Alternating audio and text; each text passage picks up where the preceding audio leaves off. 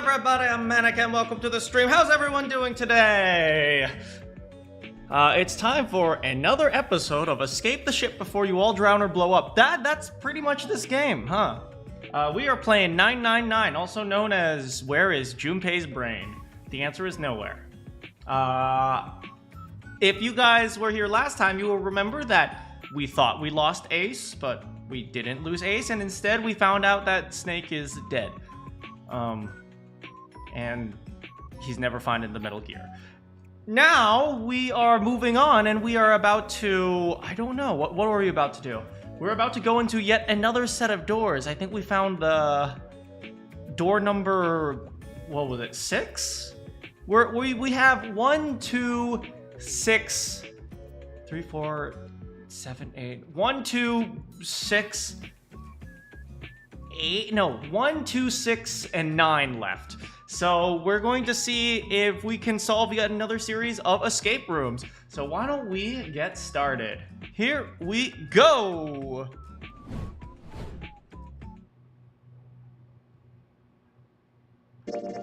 How's the audio? Is the audio okay, guys? And as always, I'm going to be doing the voices myself.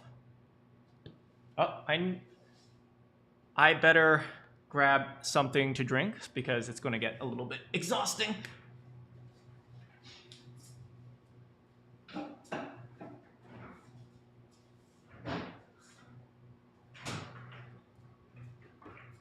We got Big Jug. Audio's fine, thanks.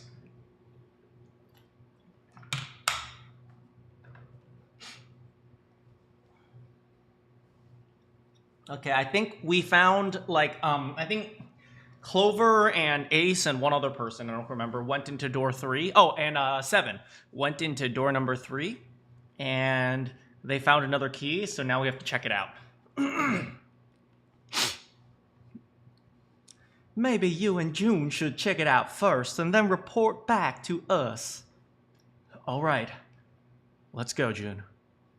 Right.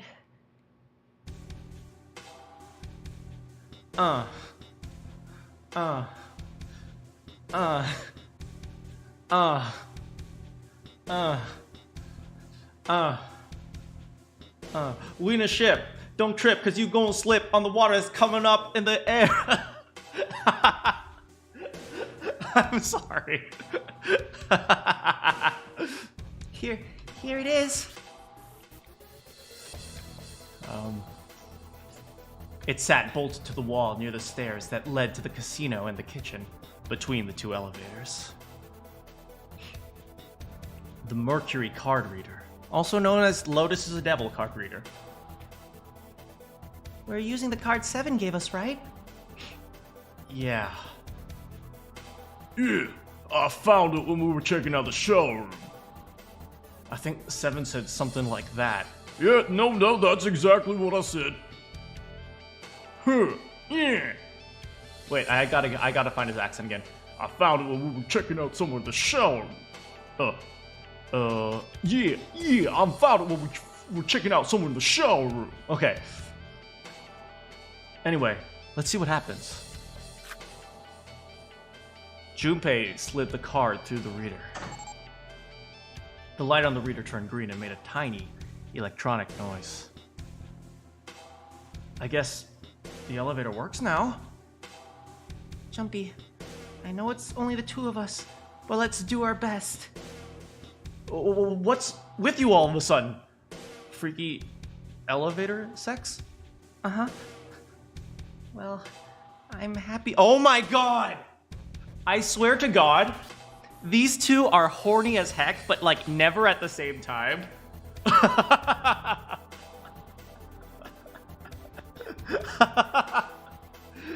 It's like the first time we were in elevators, Junpei was like, this is it. We are having sex in this elevator.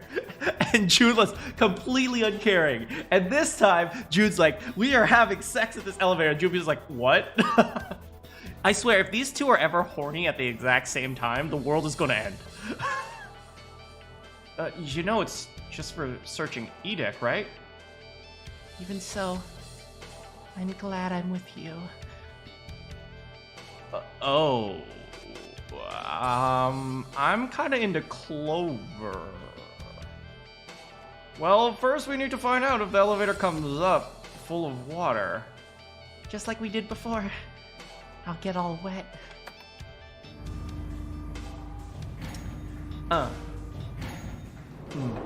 Hey, Will. Oh, here it is. I knew it. It's not wet at all. Unlike me. What?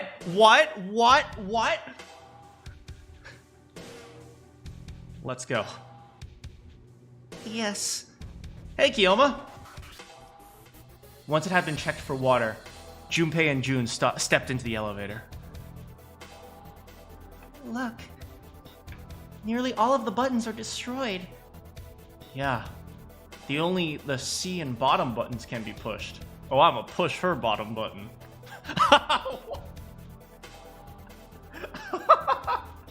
I don't know why somehow there's an innuendo in there, and I don't know what it is. We're on C deck right now, so the only one we can choose is the bottom button. Yeah, well, let's try it out. Junpei, hit that bottom button. Why is that so funny? Why is bottom button? The door closed. Slowly they began to move downward. So, this is the bottom deck. Oh yeah. I'ma deck you on the bottom. What? Okay. Jude, stop being freaking horny. They stepped off and saw the hallway to the right ended somewhere between 20 and 25 feet from them. The hallway in front of them was a dead end. But not a regular dead end. Hey, over there. Okay, so it's not a dead end at all. The hallway was a dead end, except it's not! There's literally an exit! Junpei, you idiot! Hey, how's it going, Red Bomb? It's like, this hallway's a dead end. No, there's a door. Well, it's a dead end if you don't open the door. Junpei, you idiot! This is the 8th one we found. There were 2 numbered doors on B deck, near the central staircase. There were doors 4 and 5. 3 more in the large hospital room. 3, 7, 8. And the door we found on E deck, and the door Lotus found on A deck. It was 6 on the door on E, and 1 on the door in A. 4, 5, 3, 7, 8, 6, 1. And now 2 stood in front of Junpei. That means... Do you think the next door we'll find is... Yeah, I think so. 14. That's not what 9! 9! Right! 9! Despite himself, Junpei felt excited. There was something about that excitement that frightened him as well. Finally. Yeah.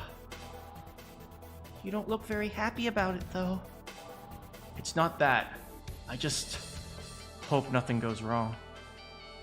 You're right. We should keep our fingers crossed. Let's head back. Still voting for the last door being 0. There was never a 9 door in the first place! How's it going, Arcane? Okay. He did his best to put it from his mind, and headed back to C deck with June. But not before pressing her bottom button. 1, 2, 3, 4. Alright. 7 pieces. The pieces of paper they folded up laid on the ground next to Junpei's leg. Everyone had written a paper pulled from Junpei's notebook in an effort to pull together a blind book. Where is his notebook? Where does he keep his notebook? Maybe he has a little, like pen pad in his pocket? At the -5 door. Just double checking, but everyone wrote their code name in a door they wanted, right? Yeah, just like you told us earlier. Ugh, I can't believe we're voting here. Why had they decided to vote that way? Hey, we need to make sure the whole thing is fair, blah de blah. This is a complicated plan, you know. Hurry up, mister! I have a brilliant idea! They decided it wasn't fair to simply ask everyone at once. That would allow people to force others to go through certain doors. What did you miss? They're about to go through the next set of doors. Yeah, quiet in the peanut gallery. And he had a plan. It wasn't a plan he wanted anyone catching wind of, however. So he did his best to act calm and began to open and read the pieces of paper. Alright, let's open these up. The first one says, Ace requests door 1. Hey, can I explain why? No, we don't have time for that. Sorry, let's keep going. Can I say something? No! Move on!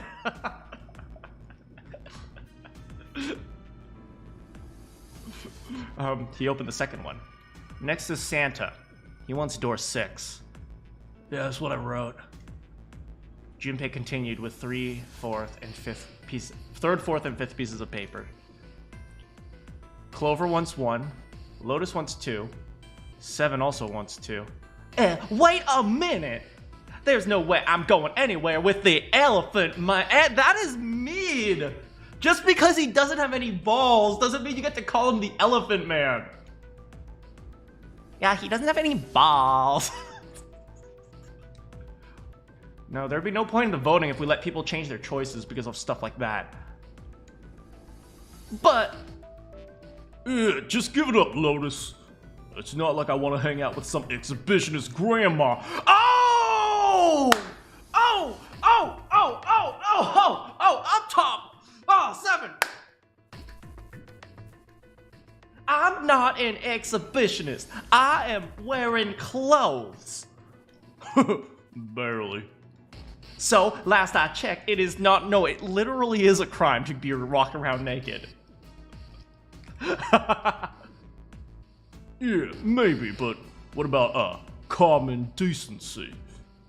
Nobody wants to have to look at a chick who looks like a half-naked raisin. Ow! Oh! I'm gonna kill you! Oh, jeez, are they actually fighting?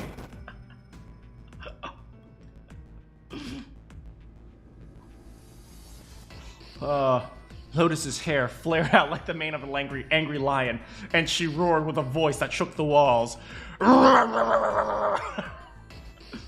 Oh, not the good though.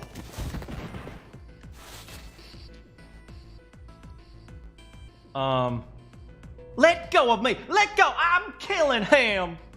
I shipped them so hard. With some difficulty, Ace managed to restrain her. Junpei! Hey! Nido! Hurry! Right. Junpei tore his eyes away and looked down at the 6th piece of paper. He opened it. June wants door 6. Yeah, I don't really have a reason. I just felt like it. She totally had a reason. All the papers, save Junpei's, had been read. He did some quick calculations in his head. So, this was everyone's vote. Ace and Clover want door 1. This was the door on A deck near the central staircase. 7 and Lotus requested 2. This was the door on the bottom deck, where they pushed that bottom button, and could be reached by taking the elevator up to the bottom of the ship. Santa and June requested door 6. This was the door on E deck, and could be reached by taking the elevator near the central staircase.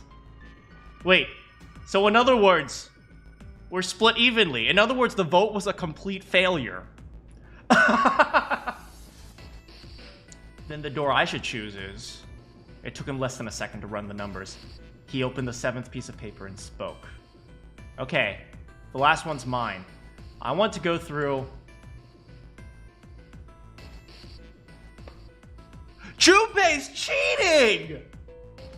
He's cheating! Okay, let's see. We've been through one with, we've been through one with Seven, and we've also been one through Lotus.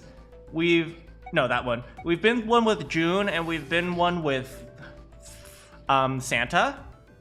We've also been in one with Clover, but we haven't been in one with Ace. My choice is door 1. Santa was unconvinced.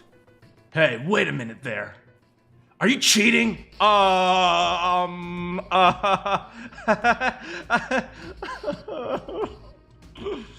Cheating?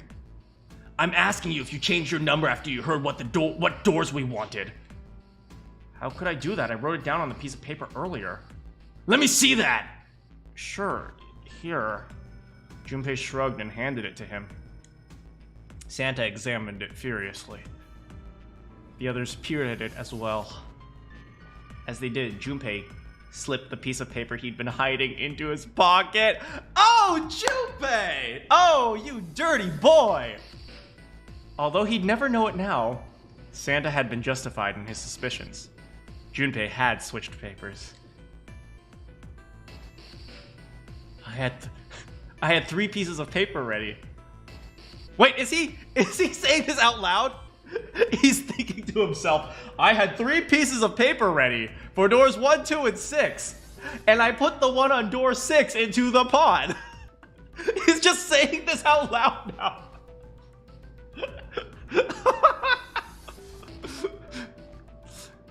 He put a small mark on it so that he would know which one was his. I just needed to make sure I drew it last. After I saw everyone else's result, I chose whatever door I wanted. If the number had already been matched, I didn't have to. He's just saying this all out loud right now. I didn't have to switch the paper out. Well, what does it say? He fought the urge to smirk. Hey, Karen Huang, thank you so much for subbing. Welcome to the channel. Junpei's an idiot. Junpei's an absolute idiot. Huh. You got lucky. Santa snorted and tossed the paper aside, frustrated. Ow! Hey, very weird. We decide who go door 1. It is Clover, Junpei, me. Hey, 1 plus 4 plus 5 equal to 10. Hey, 1 plus 0. Hey, 1. He's such a stereotypical, like, over-the-top Japanese samurai. I'm sorry, Ace. Only problem. 2 remaining team. June and I want door 6. Lotus and I want door 2. That's not good. We can't open either of those doors with only 2 people. Huh. Huh. Fine. 7 will go through door 6. 3 plus 6 plus 7 plus 8 is 24. 2 plus 4 is 6. I can math. Yeah, sure thing. I didn't really want to go through door 2 anyway. Besides, if we got a younger girl with us, it'll lower the age average. What? Yeah, right, June? Well, Is that what he's concerned about? We're too old together, so we gotta lower the average. Can I tell you guys what? Like, I have a personal goal about my age. My goal in life is to live older, to be older than Jesus. And I'm not particularly religious or anything, but you know, Jesus died at the age of 33. So if I can live to be older than 33, I'm gonna think to myself, I've made it. I've made it. I've made it past where Jesus made it. Yeah.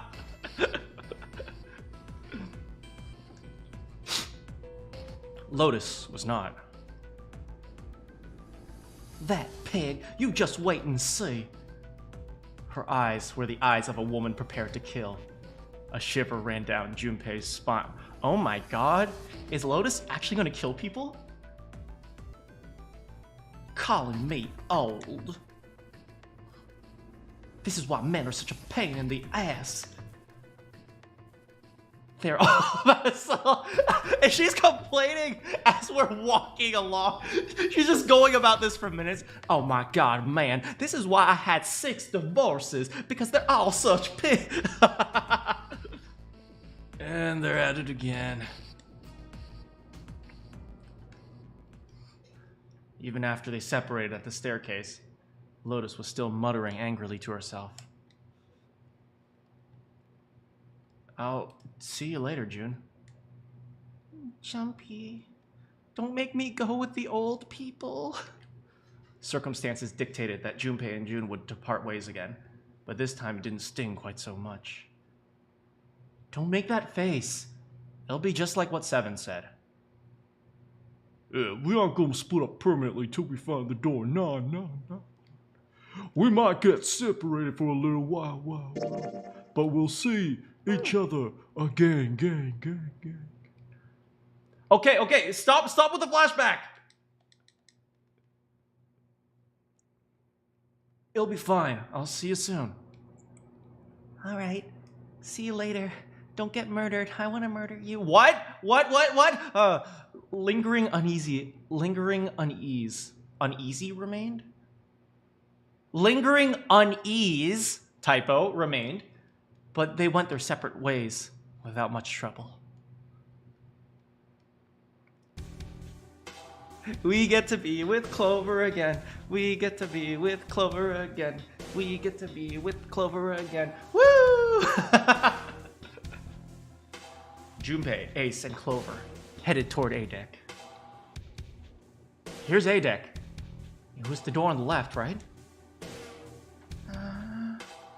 Oh my god, why is he so dumb? He's kind of cute when he's dumb. Hey, that is it, yes. Then here we go. It opened and they walked through. Hey, we get to hang with Ace today. Ace is kind of chill, you know? I'm kind of suspicious about him because I have a theory he might be the one who killed Snake, but at the same time he's been really chill so far, so I don't know about it. It's just as Santa and Lotus said. At the end of the hallway sat a door with a large red 1. A numbered door. To the left of it, bolted to the wall was the red. Hey, red door. I fast. Ace went first and waved his wrist over the scanner panel. Now, you rest door, please. Junpei was next. Finally, listlessly, Clover lifted her arm. Right, last time Clover didn't even know that her brother was dead, just missing. Now she actually knows that he's dead. God, and she still has to play this. I actually feel kind of bad for her. I feel really bad. I feel really bad for hitting on her in the other room.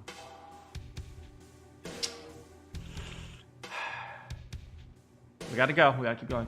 She leaned towards the scanner panel. The third asterisk clicks to life, shining brilliantly. Ace took hold of the lever. No. He took a deep breath and turned to Junpei and Clover. Ready. I pull. Yeah, anytime. Whatever. Clover said nothing. She nodded. Little more than a lethargic twist of the head. Hey, very well. Ike. 3, 2, 1.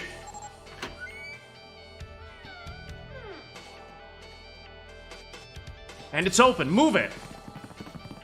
They stumbled into the room. Where is it? Frantically, Junpei scanned the room. Is Junpei slowly getting brain cells? I don't know. He gains them and loses them, like a fluctuation. His eyes stopped on the device that would determine whether they lived or died. I swear, it's always so easy to find them. Just open the door and look around for like half a second. Oh my god. There it is, over there! Next to the door they come through was the dead. As one, they ran to it. They put their hands over it as if they were fighting for it. Me first! Hey, no! What does it?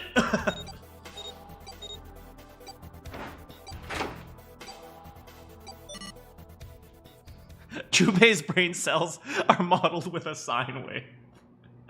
He fluctuates between 1 and -1 brain cells.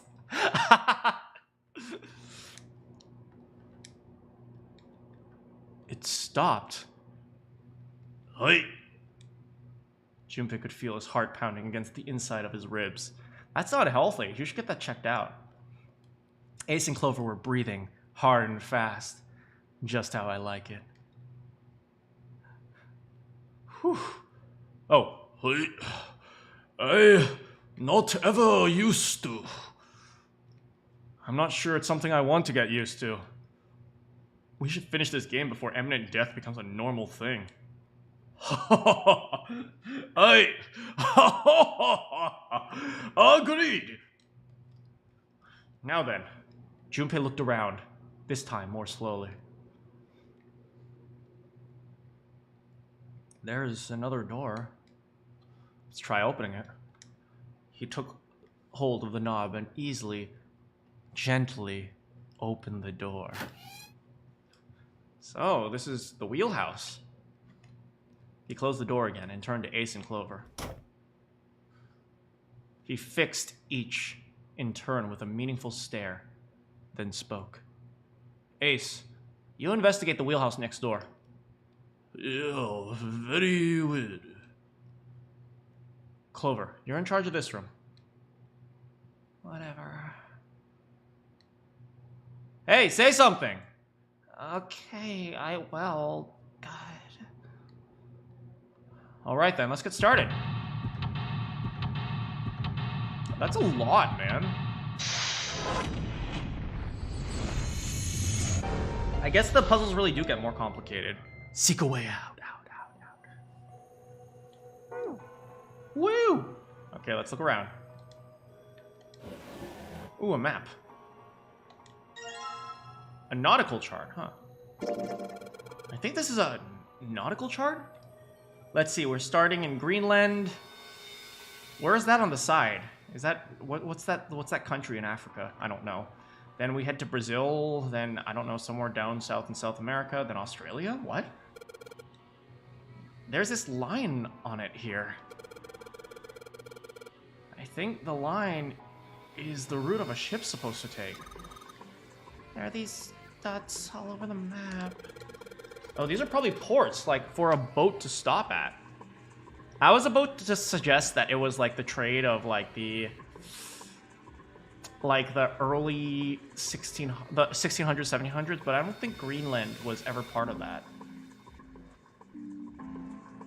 No, yeah. It was UK, Americas, and Africa. That was the trade of the 1700s. Yeah, I think so. It looks like the lines connect the dots. Is that it? Okay. Woo! A light. Junpei loves these lights. A light. It looks kind of like a wilted flower. A chair. A chair. Clover isn't talking much. Well, I guess that's understandable. She's been through a lot.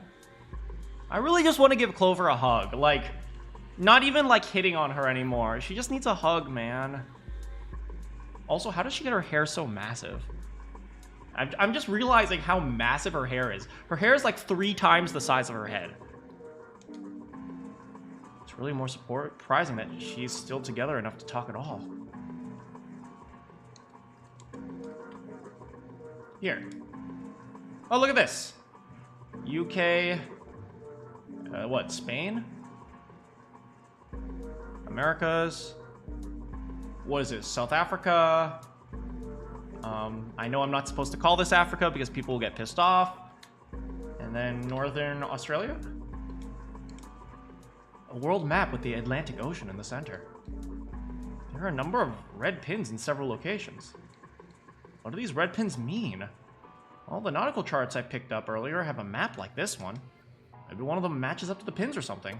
Let's see. Well, what do you know? It looks like this one's a map! We've got 7 locations connected by straight lines.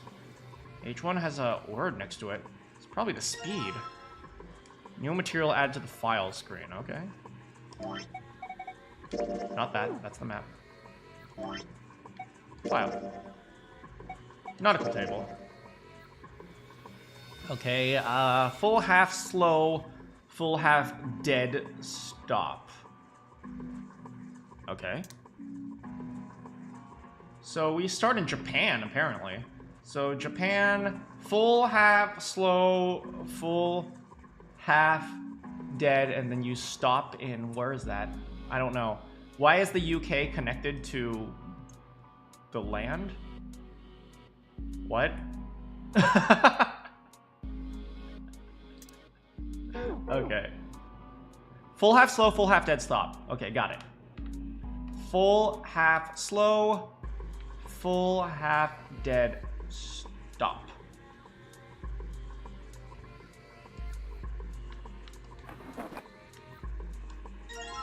Pocket watch. It's a pocket watch. Let me get something to drink. Oh, was that Clover? A pocket watch. Oh, maybe. It's a pocket watch. The hands have stopped at 5 minutes 39 seconds past 10.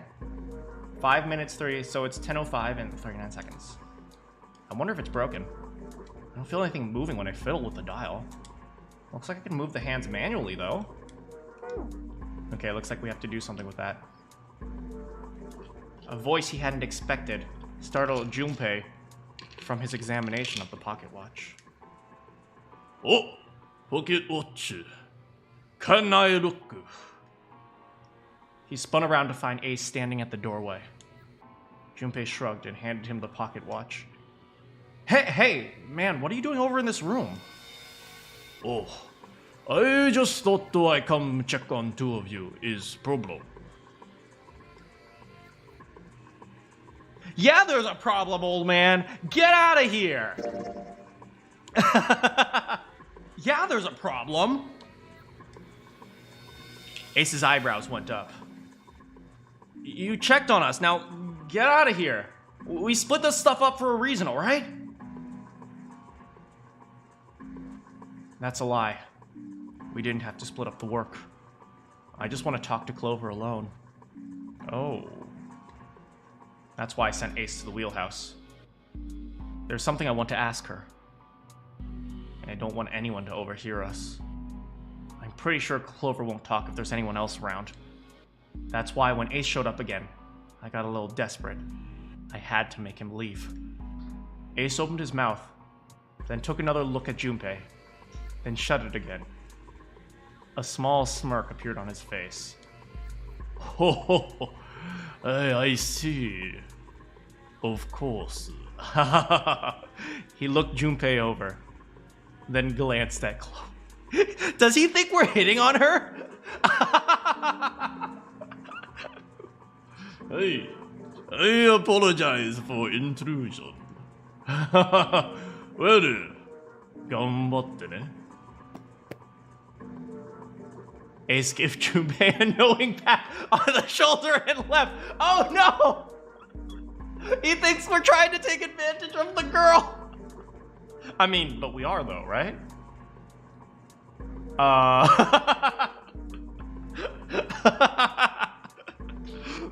It's a secret fourth wall break.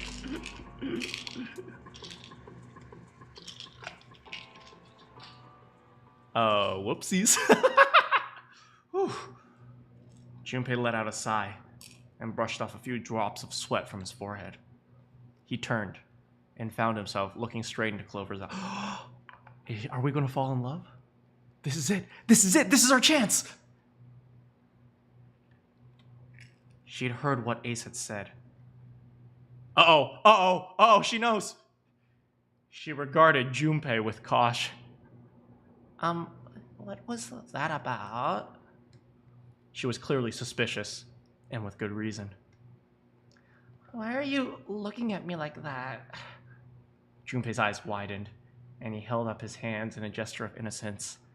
I just think you're so beautiful, and I can't stand to see you so sad. I'm sorry, I'm so sorry. Oh, no, it's not like that. What's it like then? I just wanted to hear the rest of that story. I didn't get a chance to ask you about it until now.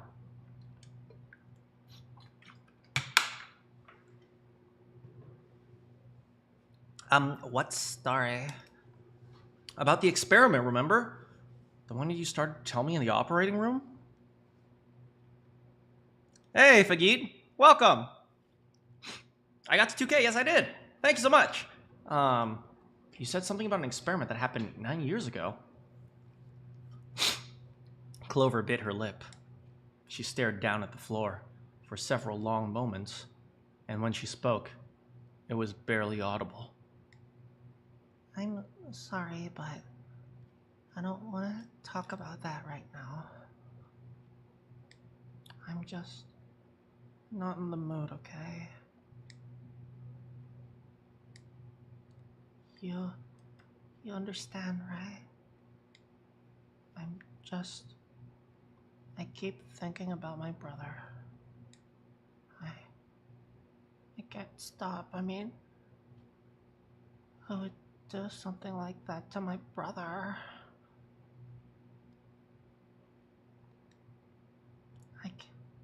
I can't forgive them. I'm not gonna let them get away with it. They're gonna pay for it, I promise. So... Her shoulders were shaking. Drops of blood had sprung upon her lips where she was biting them. She wiped it off and looked at Junpei, her eyes fierce and angry. Junpei, how do you think did it? Her voice was cold and scarcely above a whisper. Junpei gulped. Well, if what Seven had said was right, there would have to be at least 2 of them. You need at least 3 people to open the numbered doors. And if you subtract Snake, that means there were at least 2 other people. Unless they took watch number 9! Junpei! Junpei, think! You're right, so what does it mean? Well, if we look at the bracelet numbers, we should be able to figure it out. Who could have opened door 3 with Snake? Well, really, who and who, or who and who and who, or who and who and who and who, or who and who and who and who and who and who. You mean there could have been 4 people? Well, technically it's possible. I don't know. That doesn't seem very likely. Why? I'll tell you later. Why don't we just assume it was only 2 other people for now? Okay. Got it, let's do that. Then who do you think it could be? Junpei crossed his arms in thought. Snake's bracelet was number 2. Which 2 bracelet numbers added to 2 would give a digital root of 3? Ace and Santa, Ace and June, Ace and 7, Ace and Lotus, Santa and June, Santa and 7, Santa and Lotus, June. Where's Ace and the Dead Man? Ace and the Dead Man! I am going to say Ace and Lotus, because even though that doesn't work, I'm very suspicious of Ace, and also I hate Lotus. Would it be Ace and Lotus? Would it be Ace and Lotus? The digital root for Snake, Ace, and Lotus is 2. That's definitely not 3.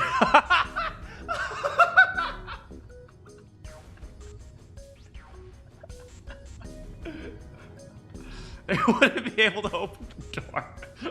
Then which two could? Would it be Ace and 7? No, I think they need us to say Santa and 7. No, I'm not suspicious of 7. 7 is our boy. Would it be Santa and 7? 2 plus 3 plus 7 is 12. The digital root for Santa, Snake, and 7 is 3. Wait, hold on.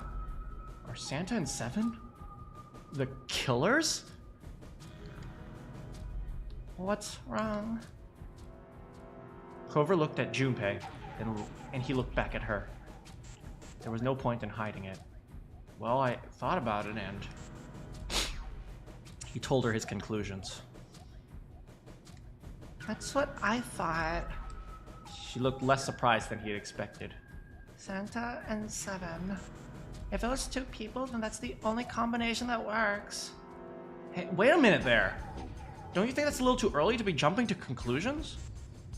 Well, all I said was those 2 would have been able to open door 3 with your brother. There might be other possibilities. Well, what other possibilities? Ace! I'm telling you, it was Ace!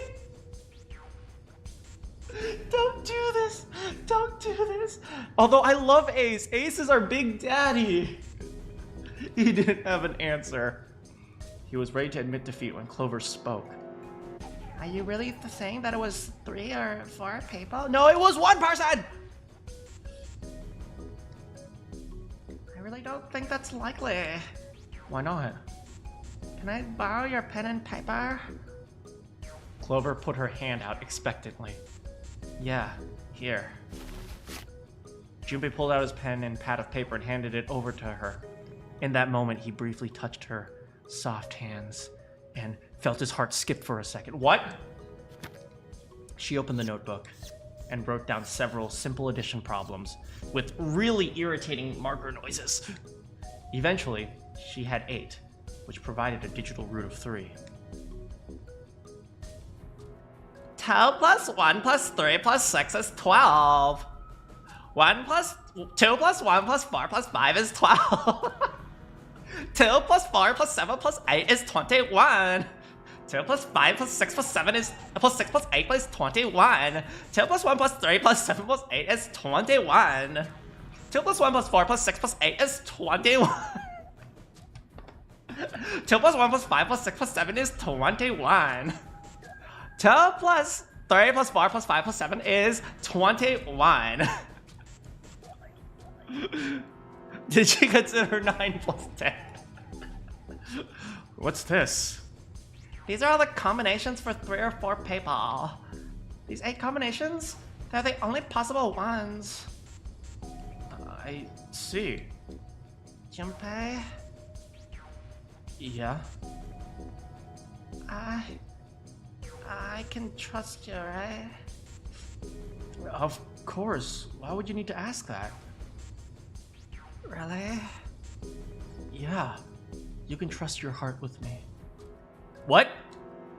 So I should get rid of B, D, J, and H, right? Of course. Just cross them out. And you should take off yours too, the ones with 4. So what does that leave? A and E. 2 plus 1 plus 3 plus 6 is equal to 12. 2 plus 1 plus 3 plus 7 plus 8 is equal to 21. Wait, it can't be A. Why? Because June's in that one, and she's definitely not a mass murderer. There's no way in hell she'd do something like that. Are you sure? I bet my life on it, and you're gonna die because you're gonna lose that bet. Okay. I can cross off A too, right? Well, what have we got left? E. 2 plus 1 plus 3 plus 7 plus 8 is equal to 21. Do you know what this means?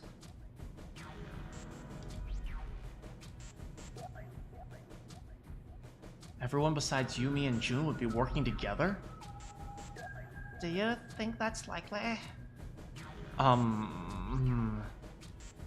there were 4 people working together, they wouldn't be very cautious. I don't think that they try hard to hide what they were doing if they outnumbered us, right? Well, you do have a point. Also, if 7 did it, why did he suggest that someone murdered 2? I mean, circumstantial. You can't always use that as evidence because, like, why? Well, maybe he felt like it, or maybe he wanted to look innocent, but I don't think it was 7. 7 has, up to this point, been very particular about how he participates in the game. But yeah, I mean, it is a good point. Like, they definitely wouldn't be... At the same time, you can also suspect that maybe 7 knew that if 7 did it, 7 could have known that eventually someone would realize the snake was missing, so he'd rather bring it up than have it brought up by someone else. That's also a possibility, but you know, I mean, it's a good idea. It's a good idea, but it's not always... I mean, it's a reasonable thing to think.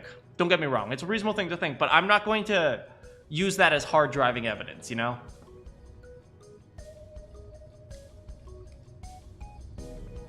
And besides, if Ace and 7 are working together, they could have easily gotten rid of me when I went to the shower room with them. But they didn't. They didn't even try anything. If they were killers, why wouldn't they? Her voice was calm, but Junpei had to only look at her in the eye to know it was a forced calm. There were tears forming at the corners of her eyes. She was blinking furiously to keep them back. Perhaps by attempting an objective analysis of who might have killed her brother, she had been able to distance herself from the harsh reality of her death. The more she struggled to act unconcerned, the more Junpei felt his heart tighten. I see. Anyway, I understand now. It seems pretty unlikely that there were as many as 3 or 4 people. Yeah.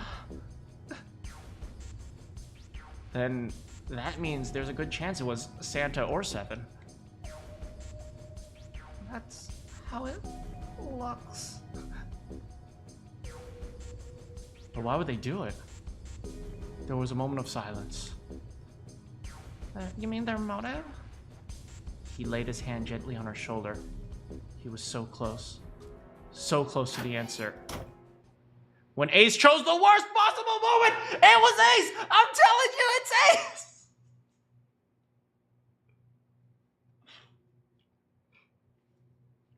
I should get... He raised a knowing eyebrow and then spoke. Interrupt.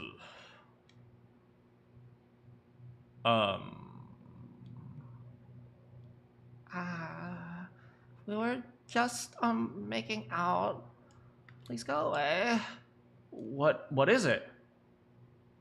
There was something I speak about, Junpei. Come with me, please. Uh-oh. Are we in trouble? Oh my god, we are so dead. We are so freaking dead. Oh my... He turned on his heel and walked back toward the wheelhouse. Go ahead. Okay. Junpei looked over at Clover. He gave her a short nod. Hoped that she would be willing to talk to him again later, and followed Ace. What do you want to talk about? Ace looked at Junpei and smiled. Perhaps more of a smirk than a smile. There's something I want to check. Yeah, and what's that? If you excuse me. Hey. With no warning, Ace slipped his hand into the pocket of Junpei's vest. What? We don't know each other like that, Ace. Hey, what the hell are you doing? I just check. No, hey, stop! He reached for Ace's arm, but it was already too late. In the older man's hand were the pieces of paper! No!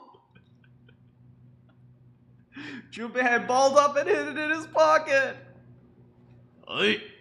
Just as thought. What exactly piece of paper hiding in pocket? Switch, huh? When what? Well, I not care.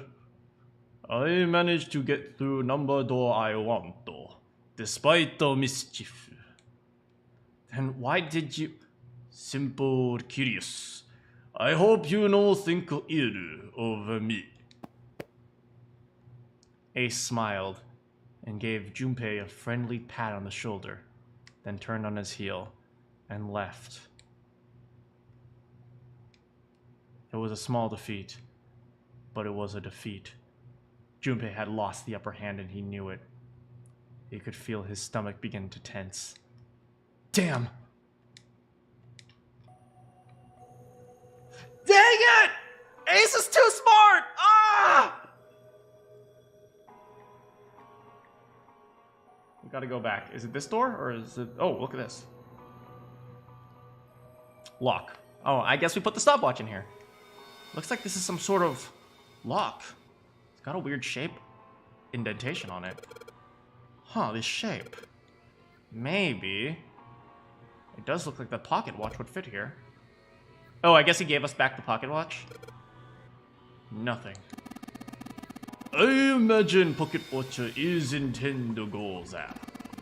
However, maybe do something with watch first, though. Okay, fair enough. Well, let's go back. We haven't finished investigating this room, I think? Yeah, this is the room. Wait, go back here. Yeah, this room. Wait, hold on. Let me go back again. Here. What about here? No, not there. What did the paper say in Junpei's plan? It didn't say anything. It just said 1, 6, and 7 on it. The shelves are lined with books. Let's see what's in this blue one. There's something written on it. Ship's log. Huh. Ship's log. New material. Okay. Maybe this is relevant.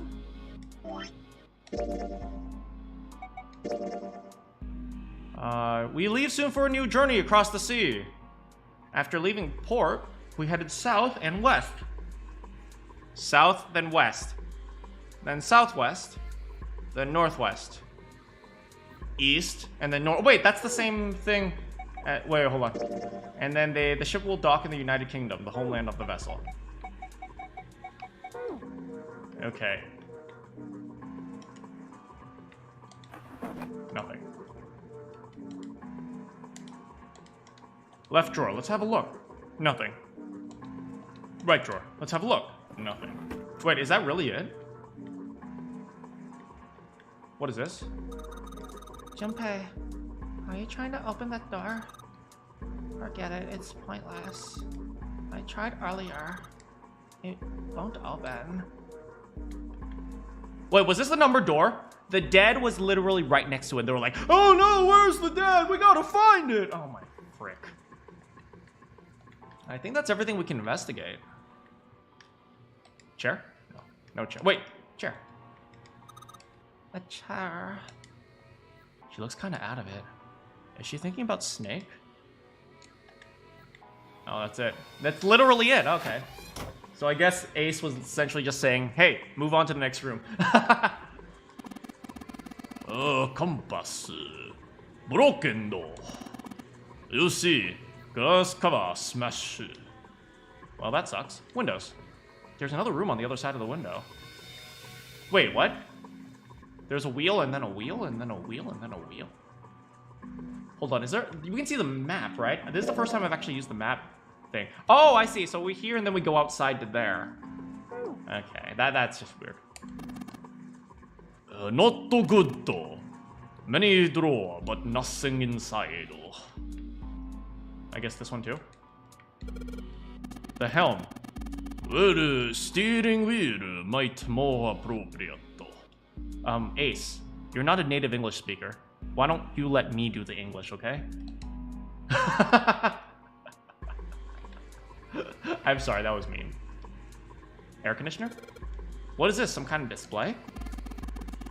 A little like a electric scoreboard. Hi, recent ad. Okay. Is that it? That's mostly it. There's literally nothing here. How about here? Engine order telegraph. Use an old ship.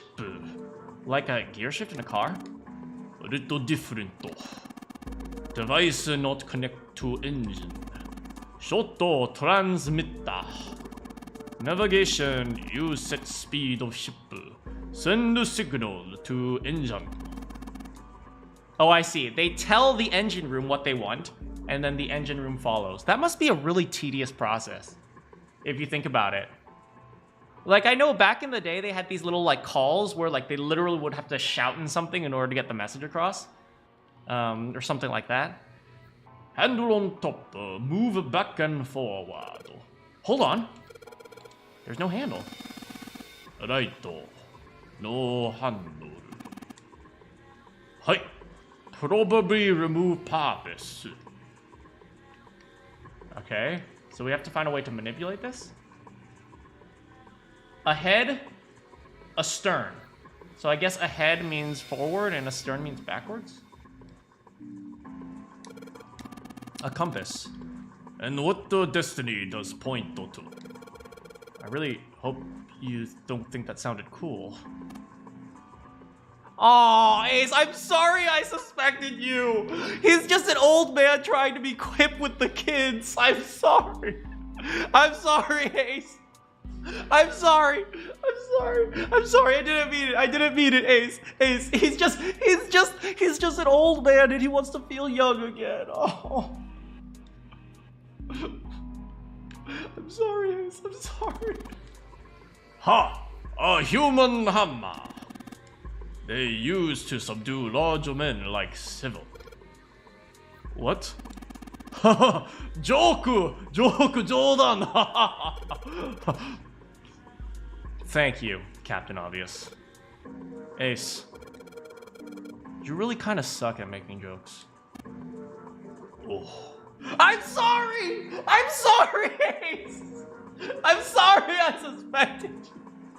It's just a guy who just wants to be young again. I'm so sorry.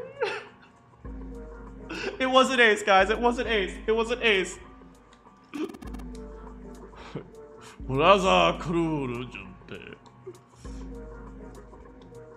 Steering wheel.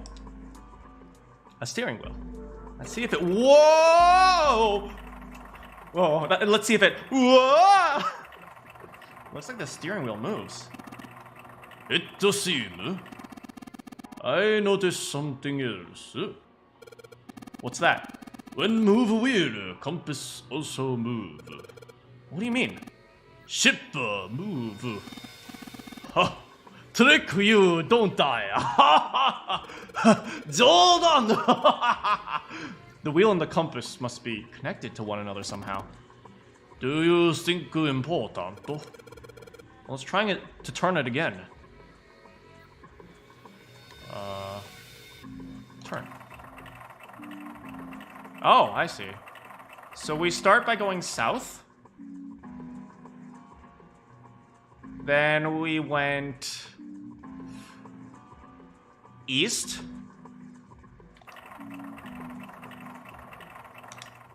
Then no, south and west. Crap. Oh wait, it would go south. Wait, never eat soggy waffles. South, southwest, northwest, north, and then east, I think. Let me check. I don't have that good of a memory. File screen, ship log, nautical table.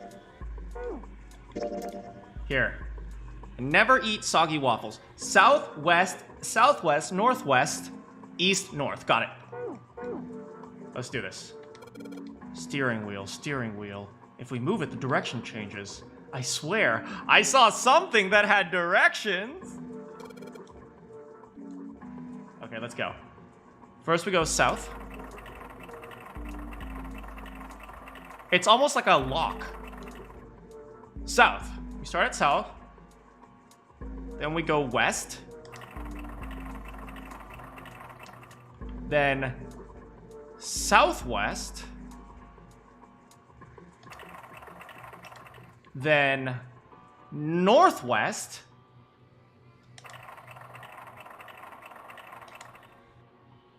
then east.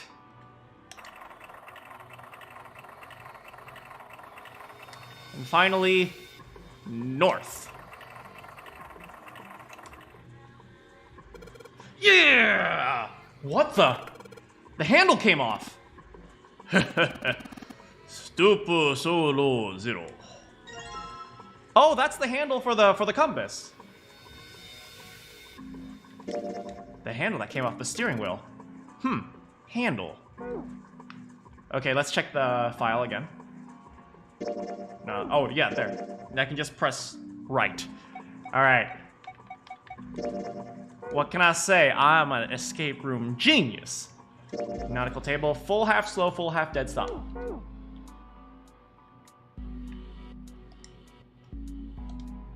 Put in the handle. So, I sure hope this handle fits. Click! Alright, it fits. Excellent. That allows us operate the engine order telegraph. Let's give it a shot. Okay. So, full. Half. Slow. Full. Half. Dead. Stop. Huh? That's weird. I thought I put in the right speed. Did I mess up? No, don't think so. Look, something happened on back wall of wheel house. Hey, you're right. Let's check it out. Oh, this one's pretty easy. It's pretty straightforward. What the? There's something on the wall, but I can't read it because it's so blurry. It looks like an arrival board. Whole bunch of words on the left side of the display. What the heck is this?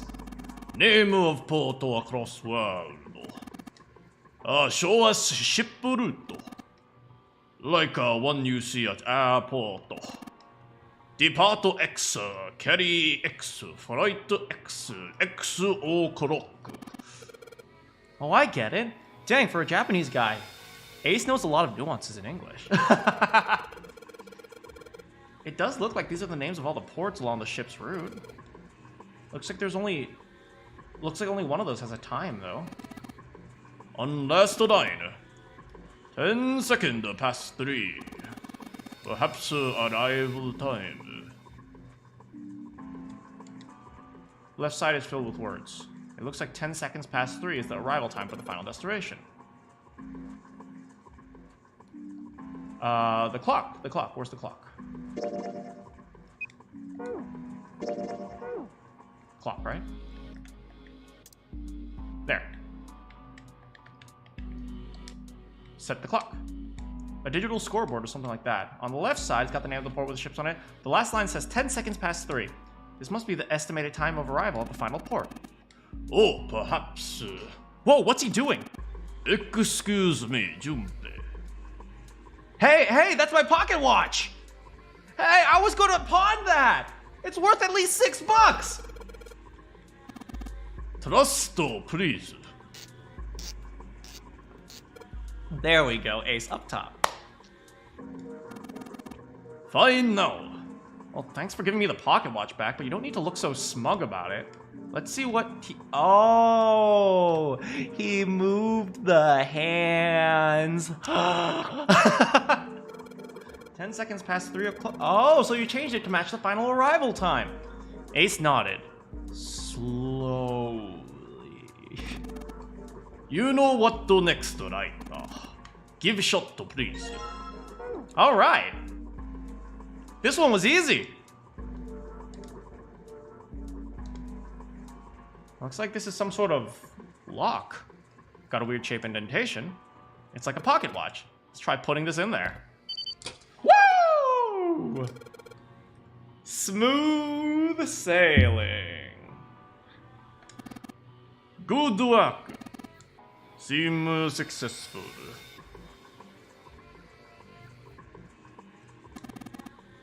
Well done, Junpei. Hey, Clover! What do you want? Hey, we unlocked the door. Now we can get out of this Okay. Well, let's go then. Clover. I love you. Just tell her that you love her! What did we find? What did we find? What did we find? You found it! Woo!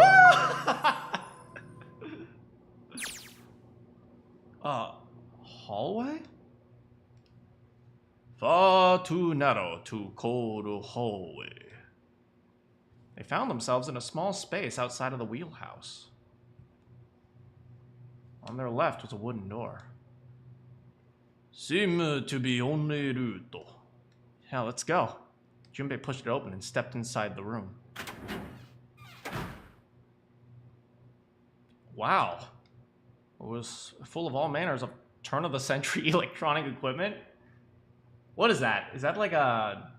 Is that a telegraph? Well, these machines are weird. I've never seen any... Huh? Wait, this one is... The smaller machine had a metal bar that ended in a circular handle. Ace seemed to recognize it. Oh yes, telegraph key. These use transmit Morse code. Hey, I know Morse code. Well, kind of. I know it very, very slow if you gave me like years. He turned and slowly took in the room. This must be communication office. Across the room, from the door they entered through, was another door. And that door? A metal plaque was nailed to it. It read, Captain's Quarters, huh? I'll give you time for reading it out. I swear, if there was Morse code, and I just sit there and go like, M E M E S. That's what it says. Then do you think I am Zero, the captain of the ship? Ace swallowed. Junpei could feel his hands begin to sweat. Only Clover seemed unaffected. Well, we won't know if we don't open it. She walked up to the door and put her hand on the knob. It opened easily, and without so much as a pause, she walked in. Junpei and Ace followed. The first thing they saw... Yo, look, he has a bracelet too! Was a man on the floor, covered in blood.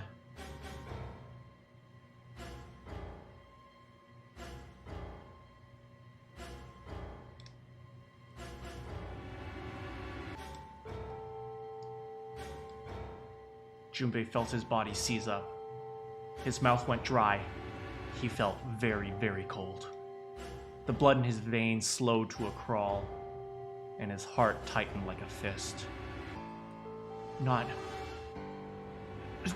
again. This was the third time he'd seen the horror of death laid out before him. At least he didn't explode. I mean, now that you think about it, think about how morbid that is. At least he didn't explode. He didn't think it was something he could stand to see much more of. Still, he had begun to accept whatever that he saw, whatever that happened to him, was beyond his control, and whatever force controlled him was driven by a determination that he could not hope to match. Damn. A sense of helplessness, of desperation, washed over him. It left behind a feeling of utter emptiness that wormed its way through his body, like acid. What's the number? I know, what's the number, right? No, wait. We didn't check his pulse yet. Maybe he's still alive. Fueled by the spark of hope, Junpei, you're an idiot. Junpei ran to the man's body.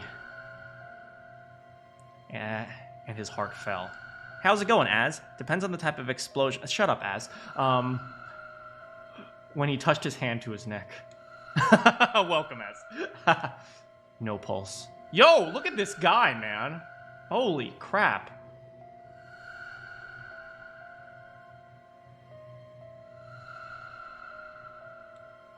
His pupils had dilated. I don't see any pupils at all. He wasn't breathing. Well, he's dead. Damn, if only we knew how it happened. Junpei lifted the man's already stiff body. There was a deep red wound on his chest. These wounds. I wonder what killed him. Junpei did not have to wonder long. It must have been this. Well, there was an axe. For lying next to the corpse was an axe. The entire blade of it was drenched in bright red blood. From the shape of the man's wound, there could be no doubt it had been made by an axe. Junpei looked at the body again. A lake of blood stretched out around it. It was wearing the clothes of a ship captain, although they were stained with blood. These clothes. A captain? Does that mean this guy was Zero? On his left hand was a bracelet. The number on the bracelet was... It's the letter O! Junpei, it probably is 0. No! I studied the alphabet! I know this is the letter O! Junpei, but we all have numbers on our bracelet. This is 0. No! I know my alphabet! Please, Clover, just believe it! 0. Bracelet 0. It was only then that Junpei noticed the stench of blood that filled the room. He couldn't help but laugh. He loved looking at dead bodies. There was nothing left for him to say. It was too simple, too obvious, too straightforward. If there hadn't been a dead man on the floor, Junpei might have thought this was a joke. Junpei. It may be wiser to find a way out fast. Yeah, you're right. Oh, jeez!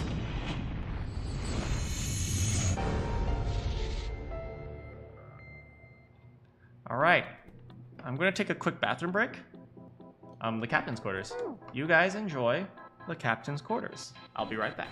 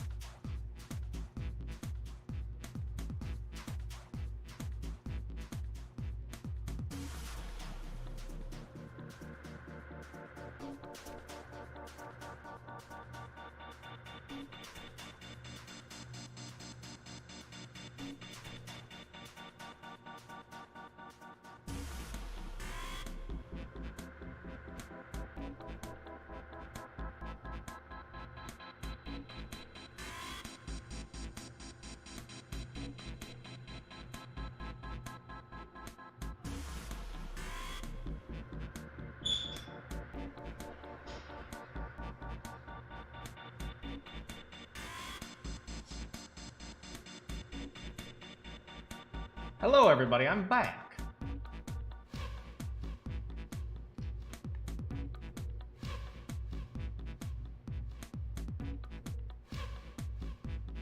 All right. You guys ready to escape? Let's do this. All right. Look at bloody chair.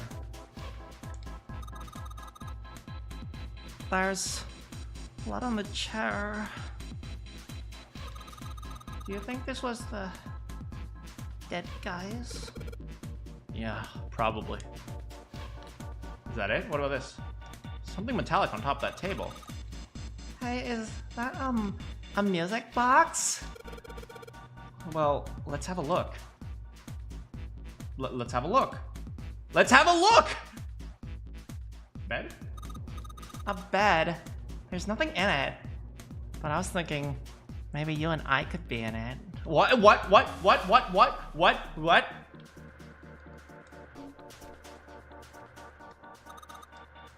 camcorder. It looks like it's pointed at the door. Well, the power's on.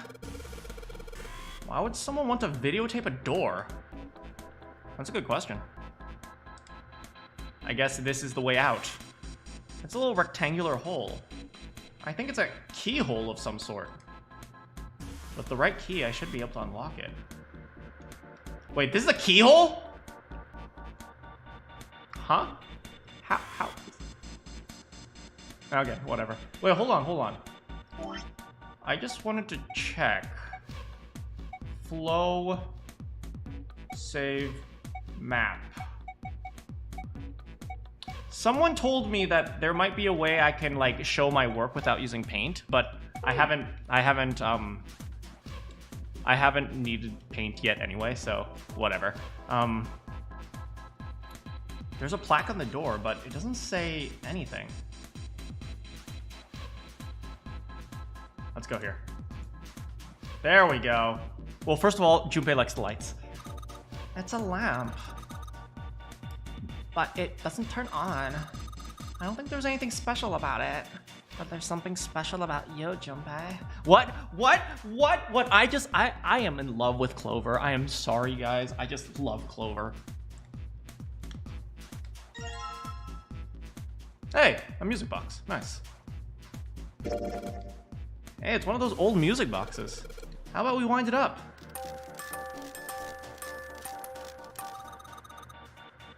That sounds awful. That is the worst music box I have ever heard in my life. Why does it sound like that? Is it broken? The pins on the cylinder are shaped all weird. I don't think those are pins. It looks like someone put something else on top of it. I think we're gonna have to take it apart to figure out what's going on, don't ya? All right, look for a screwdriver. I think this is it. What about this? They look like batteries. There's a cable running from them to the monitor. A chair. All right, what is it? Yo! The hospital rooms, the stairs, more stairs. What is this? I don't know what that is. This looks like the outside of the hospital. No, these are the elevators. I don't know what that is. Just some random hallway. The screen shows the big hospital room. This one shows the central staircase. I don't recognize this one. The room on this screen looks fancy. The screen shows what's going on in a small room, somewhere I don't recognize. This is the screen that's showing what's happening on the staircase on B. Who done it to 0, huh? There's a bunch of weird buttons here. Probably switch the screens you want to see. Someone's been monitoring us. Do you know how to work this thing? Why don't we just press one of these? Like this one. Well, I guess that does change the... Oh. Oh.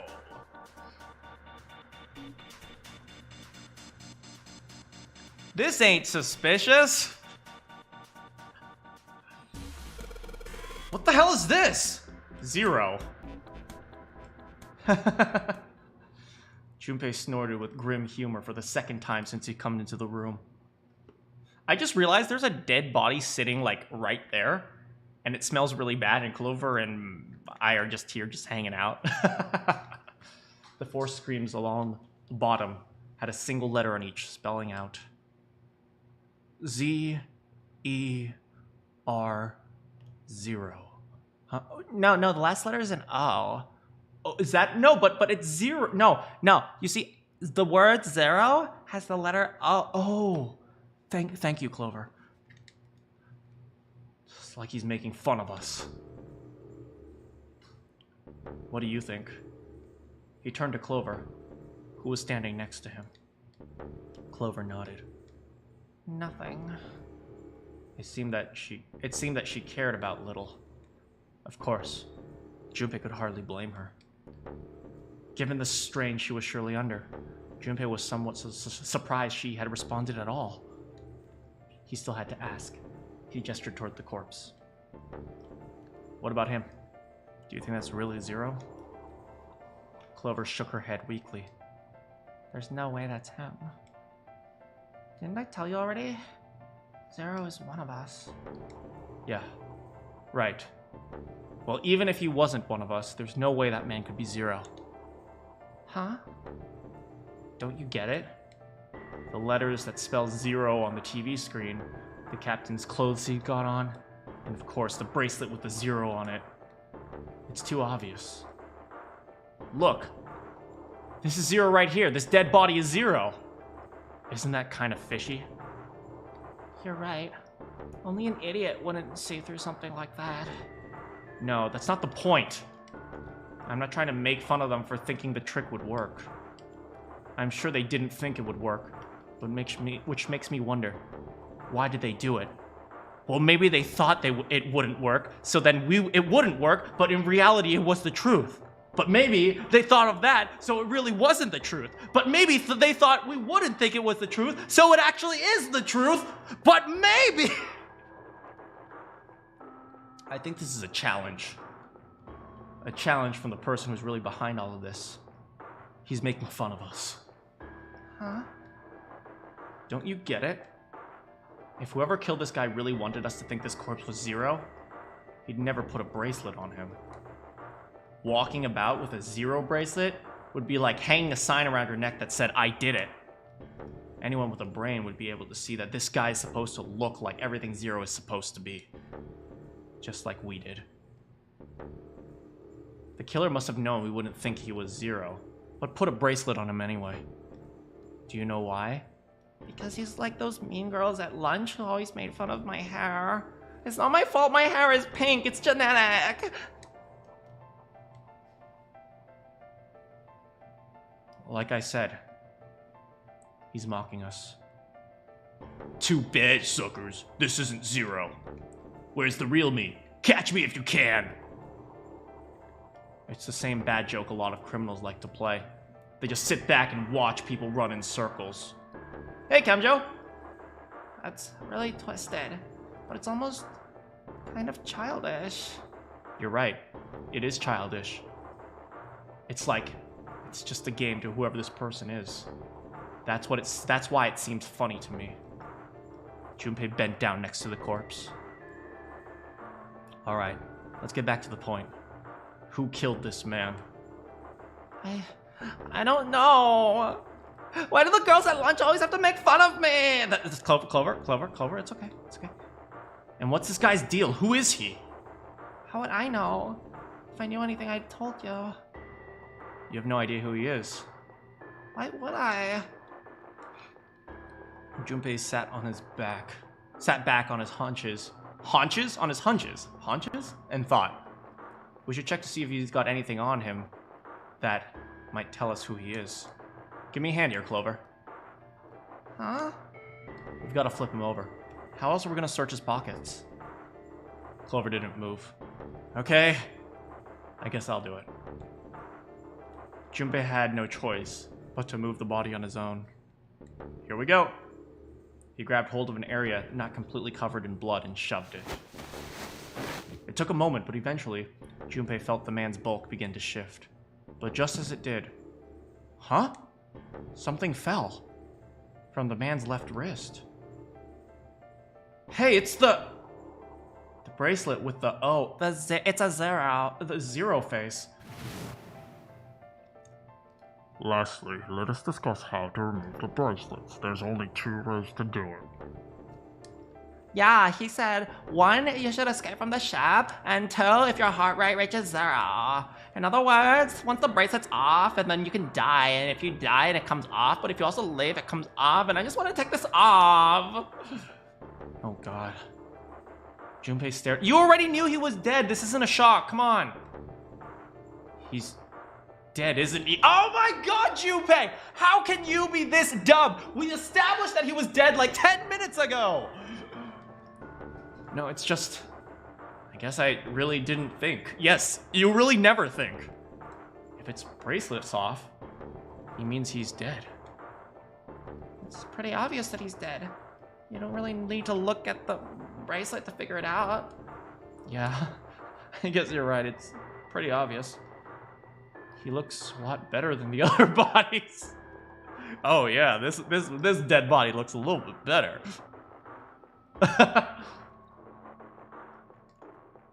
I mean, if there wasn't all this blood, he'd almost look like he was still alive. If the bracelet's off, the bomb should... No, the bracelet's like deactivate after like you're dead. I mean, it's kind of messed up this thing to say, but it kind of has it better, you know? Hey, Tep, how's it going? Dying from a bomb going off inside of you? I mean, that's... Oh, Tepig is Jeff. I'll call you Jeff. Nah, I'll call you Tepig. Some of Snake's bones went right through his skin. I think the explosion must have thrown him against the wall or something. There was a broken bone sticking out of his left arm. And suddenly, Junpei realized what he was saying. He clapped his hands over his mouth. But it was already too late. He turned to look at Clover. She was glaring at him furiously. What did you just say? Her words sounded cold. He knew an apology could hardly atone for what he'd done, so he tried to kiss her instead. Oh man, I'm sorry. I shouldn't have said that. I really don't know what I was thinking. I mean, No, that's not what I'm talking about. What did you say about his arm? his arm. How you doing, Tepig? Yeah, his left arm. You said it, didn't you? Well, yeah, I did, but I mean, didn't you see it too? Of course not. I could barely look at him. There was no way I was gonna see the details. Clover took a quick, deep breath. Are you sure it was his left arm? Junpei thought back. Yeah, I'm pretty sure it was. And he had a broken bone, right? What the hell are you getting at here? Just shut up and answer me! She shoved her face closer to his... Oh, Clover. She could see the fire in her eyes. Junpei winced and swallowed. Yeah, he did. It was pretty bad, too. The bone was sticking out of the arm. No sooner were the words out of his mouth than Clover's expression changed. Clover? Huh? What's wrong? Look, I'm sorry if I said anything suddenly. She was crying. Junpei wasn't sure what to do. Thank you. It was close to the last thing he had expected to hear from her. Huh? What are you... Junpei had no idea what happened. He didn't think he had done anything worthy of thanks, and he couldn't understand why she would have chosen that moment to begin crying. So he simply stood there confused. Thank you so much, Junpei. She thanked him again, and then something even stranger happened.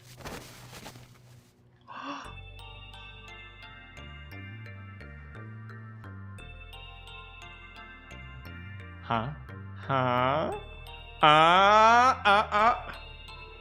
Clover threw herself into Junpei's surprised arms. Hey, what's going on with you? Not that I'm not glad that you're embracing me or anything. What? But sorry, it's just I'm so happy. Why? Because my brother's dead. What? We don't know how old she is. I mean, Junpei's like has the brain of a 5-year-old, so I'm pretty sure we're good. The body in the shower room. It isn't his. It's not my brother. Huh? It's not Snake. Why on earth would you think that? Because his left arm is. She stopped herself. I'm sorry. I really shouldn't be talking about this. Junpei decided it would be prudent not to press her for any more information. If she didn't wish to tell him, she certainly had a reason for doing so. Perhaps more importantly, however, if Clover was so certain, then she was likely right. That meant the body in the shower room wasn't Snake.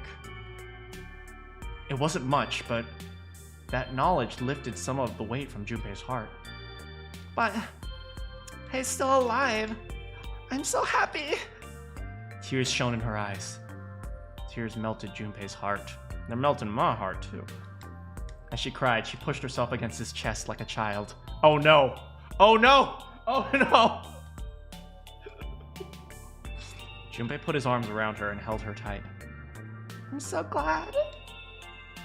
Junpei, you're right.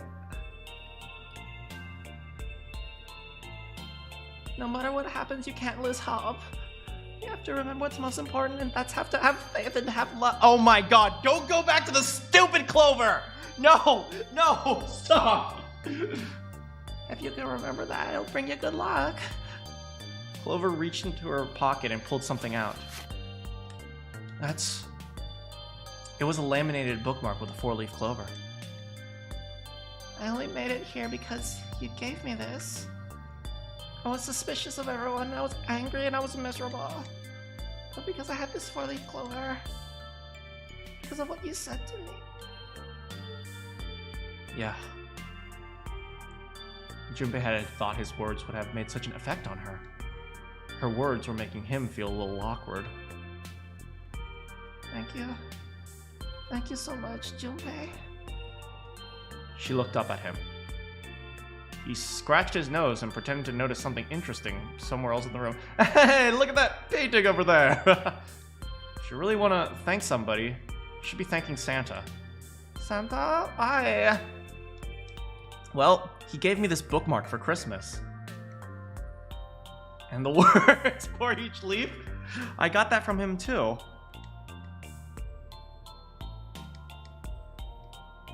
Then suddenly, Clover broke away from Junpei.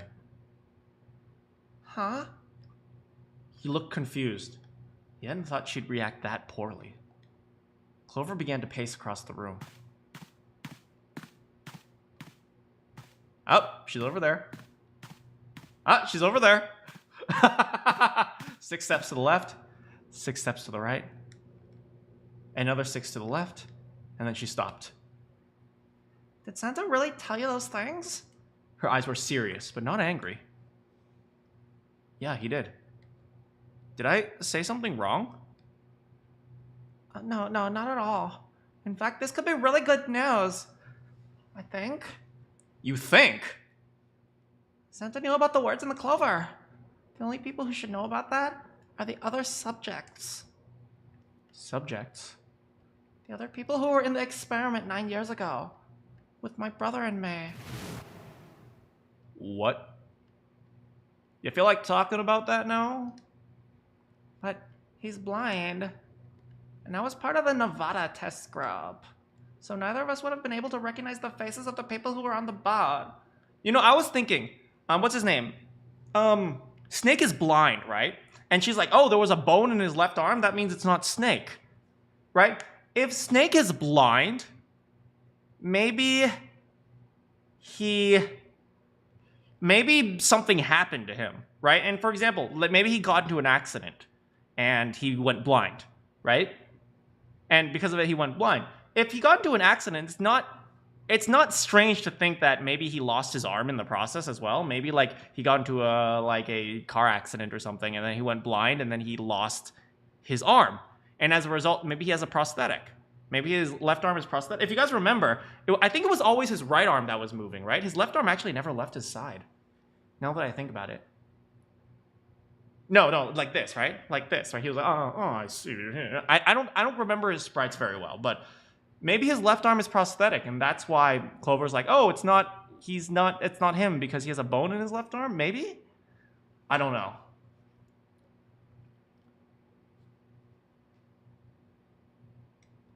Whoa. Time out. Junpei held up his hands. He took a deep breath of putrid, dead body air. Can you guys leave this room? Let's just calm down for a second, okay? Start from the top. Don't start with the end and then jump to the middle.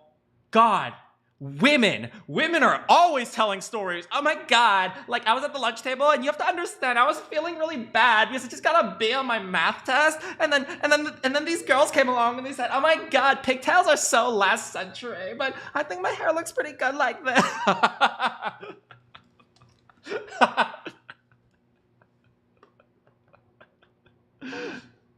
I think I'd be a pretty good girl.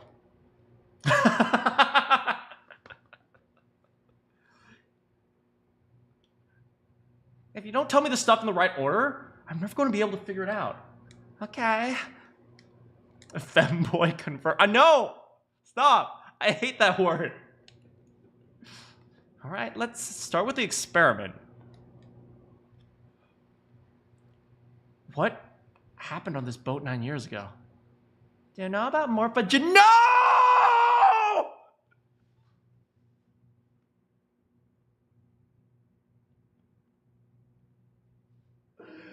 No!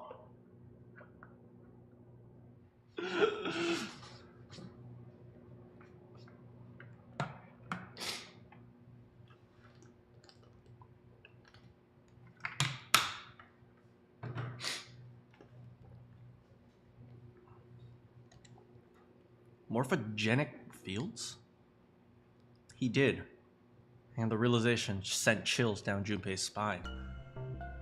Alright, how about this? Oh, Junpei, you thinking of me? Oh, what you thinking about? I think Lotus mentioned something like that.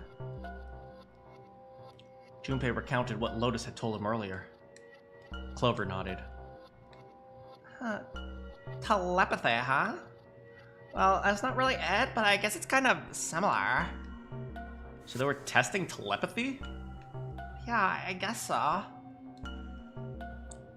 Exactly where is Lotus? I think she's hanging out with Santa, June, and Seven. So what did you guys do? The same thing that we're doing now. Exactly the same, actually. What?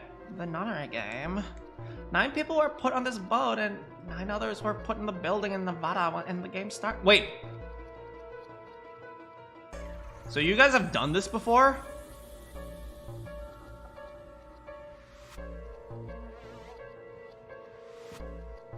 Junpei grabbed the sides of his head. Look, I'm sorry, but I don't get it. What do the Nonary Game and some telepathy experiment have to do with each other? Am I missing something? Clover bit her lip. She blinked, back sudden tears. What had happened to her in Nevada? The ability to access morphogenic field is affected by a couple of things. The first is epiphany, and the other is danger. You know how sometimes you're up against a really tough problem and then the answer kind of just pops in your head? They are not doing this to us right now, I swear to God. That's an epiphany. And what you learn from that epiphany can be transmitted with telepathy. No, stop! When you add danger to the equation, then it gets easier to transmit information over telepathy. Are they talking about like when you're like panicking, you get stronger or something like that? Which is true, but it also hurts your body really badly. So you're saying the Nonary Game was supposed to introduce that element of danger? Yeah, but it couldn't just be any old danger. It had to be life and death. And, Someone did actually die. A girl. Junpei felt the sudden grip of despair on his heart. Something deep and distant felt and powerful squeezed, and for the moment, he felt very empty and alone. She was on the boat with my brother. I was in Nevada. I never met her. I did hear her name. Her name was, The sound. Ah! The sound of the door opening was like a gunshot. Junpei spun around. Did someone say despair? Oh, my apology. I seem to disturb. Ace! You two must have strong stomach. I cannot imagine you stay in a room for long. Ace glanced down at the floor. At the corpse, covered in blood. Surprise! Camjo, Ace wasn't dead after all. Yeah, we rendezvoused with him earlier. At any rate, Junpei, please come to help me with something. I have a little trouble. I could use assistance. Come, please, only momento. With that, he turned and walked back toward the communication. What was her name? Clover waited until he was out of sight, then spoke in a small, quiet voice. I don't want Ace to hear us. We can make out later. Huh? Hey, wait! Clover ignored him. From outside, Junpei could hear Ace calling, Hey, Junpei! Ike!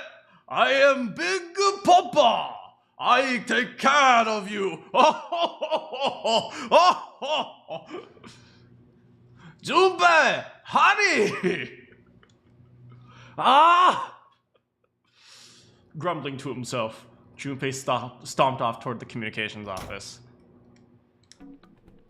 Well, now we're over here. Hey, handsome man. Someone lives on with me after all. Well, for the very first time, your favorite character survived, Camjo, and he does have a big jacket. What is this? Hey, screwdriver! A set of small screwdrivers. Perhaps we can use them to dismantle small devices. I wonder what we do with this! Alright, this screwdriver ought to make short work of this music box. Let's see, what the frick? Hey, it is Morse code! Look at that!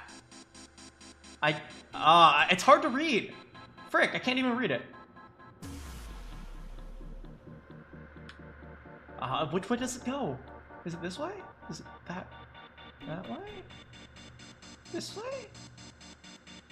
I don't know! Oh, what's this? Ink. There's nothing in the drawer anymore. Oh wait, what did the ink say? Items? Search. Bottle of ink.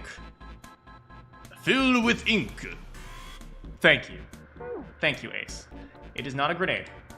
It's an old telegraph machine. I'll be honest, I have no idea how it works. Old telegraph machine, nothing suspicious here. Can I go back to Clover? Hey, Clover. Well, no, we're going back, I guess. How about here? Hey, what's this? It's blank. There's nothing written on it. Paper.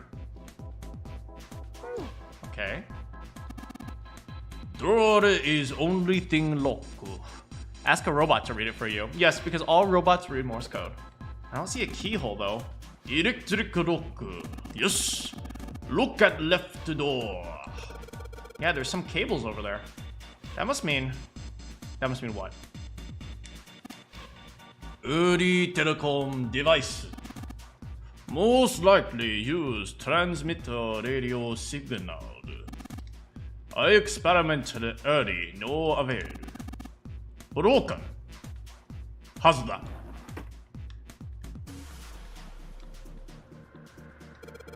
Hey, Ace, look! It's a monkey with glasses! how you arrive to conclusion. Just a normal light. Well, it won't turn on, so maybe not that normal. Oh. Are we morsing the code?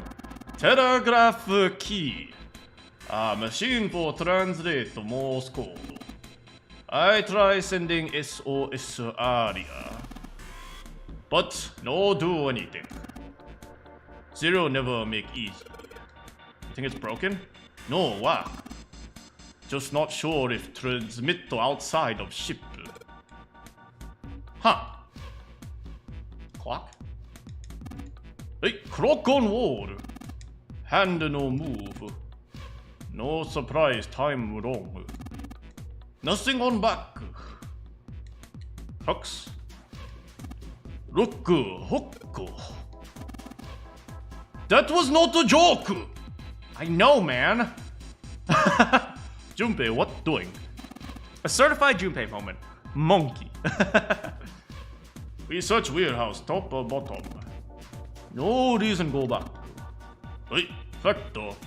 Wise to investigate Captain Kota. We check both room, don't you? Okay, I guess... What do we do with the items? Items. Oh, I got an idea. Right, we have this thing right here, right? And it looks like Morse code, but we can't exactly use it. But what if we combined this and this? I guess I'll put ink on the cylinder. And then we rolled it on the paper. Now I just gotta roll the cylinder across the piece of paper. And if I'm right, the ink should... Yeah! Morse code chart. Just as suspecto, right? Now you have pattern of dot and line. Imagine Morse code. Dot and line are dot dash of Morse code. Okay, wait, hold on. Crap. 3 dot, 2 dash, 5 dot, wait. Dot dash, dot, dash, dash, dot. Oh wait, dash, dot. Okay. Now we can do this. Okay, alright. Okay, dash, dot. Okay. Alright, I've got the Morse code I'm supposed to enter. If I do this right, maybe something will happen. I hope. Let's give it a shot! Oh, it just does it for you. Beep. How do I do this? Beep. No. Junpei, what matter? You do better than that. I'm sorry, Ace!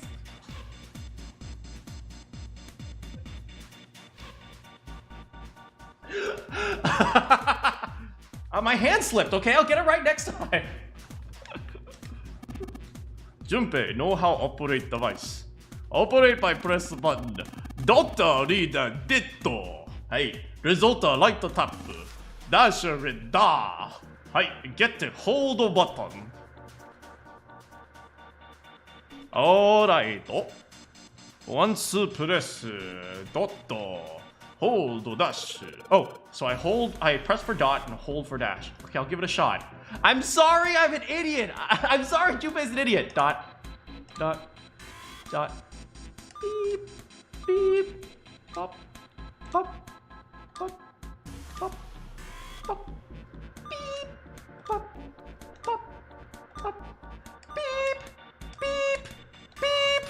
Pop.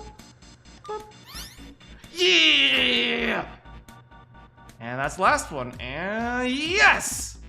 Hi, good job, Junpei. You figure out. Unlock drawer. Oh, yay, nice. That was a lot easier than I thought. I thought I'd have to like read the Morse code, and that would have been awful. A red file lay in the drawer.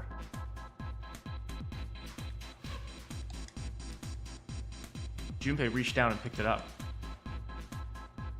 Looks like something's on the cover. You cannot be doing this to me.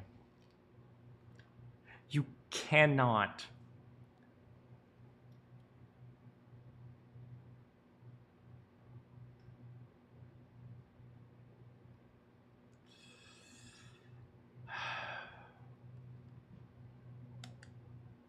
Alice. does this mean? Junpei couldn't hold back. He had to know what was in that file. Each page was covered with hieroglyphs. They looked like tiny drawings of birds, snakes, insects, horned animals, wings, and even kneeling humans. Yes, Junpei, it's a picture book. There were many pages in the file, and each was full of these strange symbols. What the hell is this? He didn't realize he'd spoken out until Ace looked over him. Hey, hieroglyph. Just like Japanese. Ancient Egypt? No, ancient Japan. Right. Can you read them? Of course. What? I can't. Why you think I can? What the hell, man? Junpei flipped through a few more pages. It wasn't just one or two that were covered in strange symbols. Every single page was covered in them. I wonder what's on that. Whoa, the whole thing's like that. Trying to read them was pointless. Okay, so the bird flew over the man who was kneeling down at the sun with a cockroach. Junpei wasn't going to waste any more time with them. He made to close the file, and something fell out. What's this? He bent down and picked it up. Hey! Just look at the Rosetta Stone. Oh, a key card. There was a symbol on it that reminded Junpei of the symbols of Saturn and Mercury cards. This one, however, had a dot in the center of the male symbol. See, the male symbol is you, Junpei, and that dot, that's your brain. Notice how small it is. Hey, Uranus. That is Uranus. Junpei looked over Ace to see Ace chuckling to himself. Junpei anus. Junpei anus. In addition to Junpei's anus symbol, there were 3 words engraved on the card as well. Something's written on the bottom. Bottom deck library. This must be the key to the library then. So it seems. You guys remember what Seven said last time? He said something like the forest of knowledge. Maybe that's the library. Bottom deck library. Ah! Junpei remembered something he heard from Seven when they've been in the chemical closet. Seven said something like, Here, Annie sleeps in a small chamber part of the forest beneath the navel of the gigantic. Oh, hey, Junpei, that's a pretty bad impression of me. Could beneath the navel mean bottom deck? In the forest of knowledge at the library? Then could Alice be in a room somewhere beyond the library? What the wrong? Something on mind, though? Junpei blinked. Only then he noticed Ace looking at him. Curiosity and concern written on his face in equal parts. Yeah, I just remembered something. So, hey, what about though? Well, don't laugh, okay? There was no reason for Junpei to hide his thoughts. He began to explain his theory to Ace, then stopped. It wouldn't make sense if Ace didn't know who Alice was supposed to be. So he told Ace everything June told him. I really like Ice 9, and Ice 9 is super cool, but it's cold, but it doesn't really exist in our world, but you could super pressure it. It's like, oh, it's so cool. And did you know about glycerin? Glycerin is so amazing, and it freezes, and we could talk about this in the freezer sometime, Jumpy. Egyptian priest, Ice 9. Hey.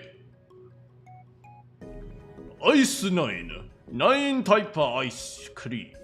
For those of you who don't know, in Japanese, ice is ice cream. When somebody says ice, they mean ice cream.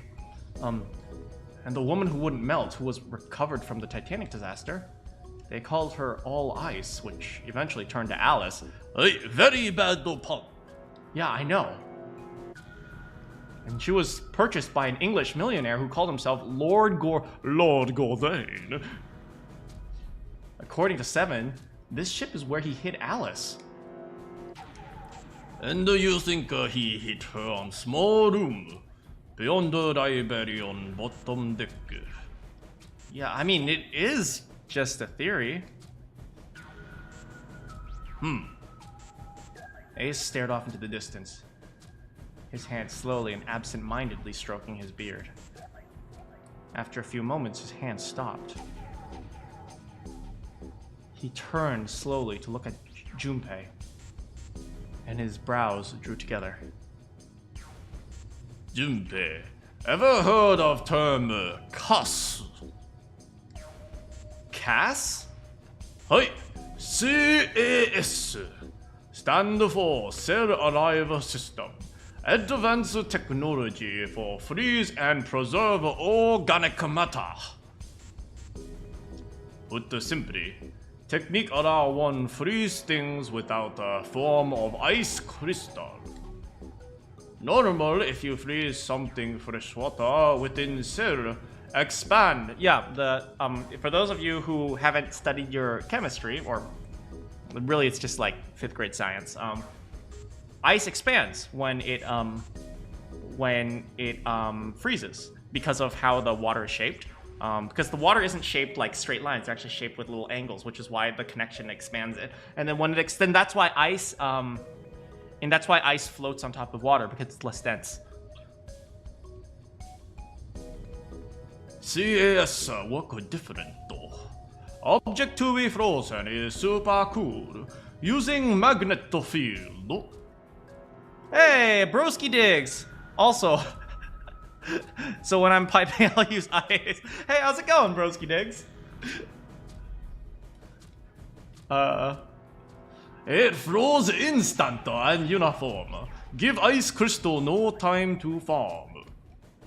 Original developed for preservation of food as alternate to normal freeze. No, however, rumor that used for other things. What do you mean, other things? Well, obvious medical use, but perhaps space travel.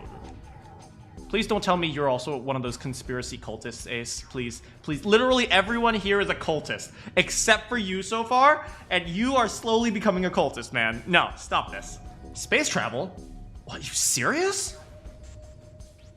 Surely you heard of suspendo animation, cryogen freeze. It's very common idea in science fiction. People sometimes froze for lengthy journey to space. That was when Junpei understood what Ace was suggesting, which is entirely fantasy! Whoa, whoa, whoa, whoa, whoa. Wait a minute there. Ace looked at him and raised an eyebrow.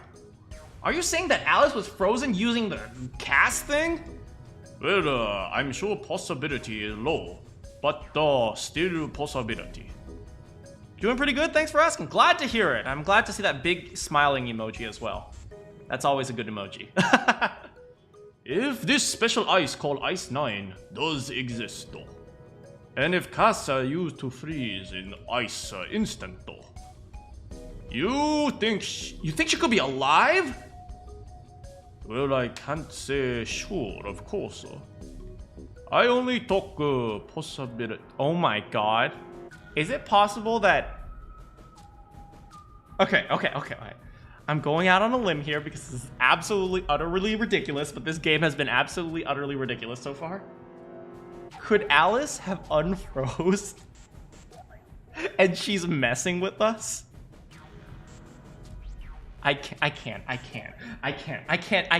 do this right now. I swear to freaking God. If that is the case, I will eat a jug of ice cream, okay?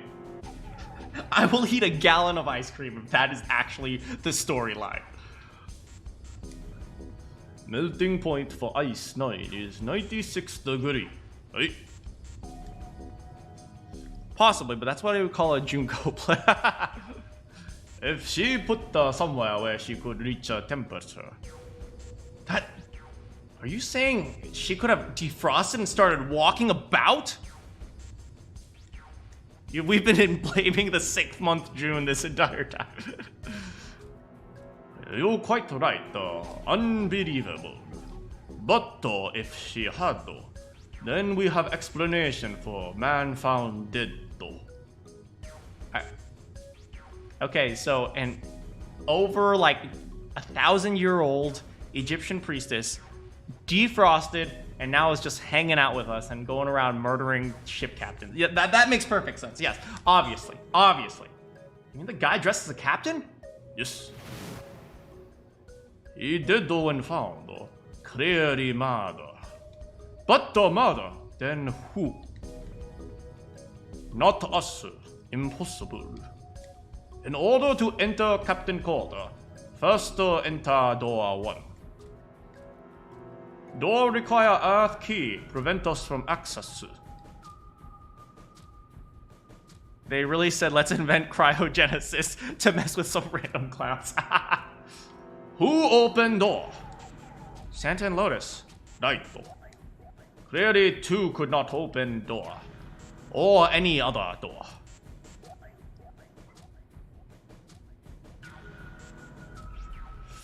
Who else done so? Junpei thought for a second. Nobody. After Santa Lotus used the Earth Key, they turned back and met up with me and June. Then we returned to the large hospital room and found Ace, 7, and Clover. While we had gone into the shower room, Ace, 7, and Clover stayed behind. It was impossible for those 3 to open door 1. What about when June and I took the elevator to door 2? No, that still won't work. We're only gone 5 minutes. No human being could have run into the captain's quarter, killed the guy, and run back that fast. Instead of using her Egyptian powers to smoke weed, what have we done? Impossible for any other. Except for you! Except for you! You! While I was talking to Clover, you could have murdered the guy. It was Ace! It was Ace! Oh my god, it was Ace! Ace is the killer! Unless it was Alice. In which case, I am sorry, Ace. I am sorry, Big Papa.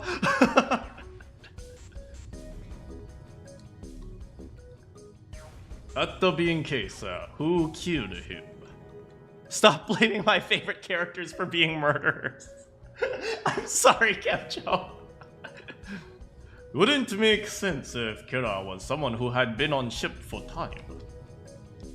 Person like that no ship will. No location, no passage, no secret door. Number door mean nothing to someone like that though. Very simple to enter Captain Quarter. And you're saying the real killer was Alice? It was Junpei's turn to raise an eyebrow. Ace drew his thumb across his lips thoughtfully. Well, just one possible. All ice. Alice. Still very bad pun. That's just a theory, a game theory. God damn it, guys. Is she really somewhere on this ship? Junpei had only one clue. The key in his hand. Maybe this card will give me access to the Forest of Knowledge. And the big mystery.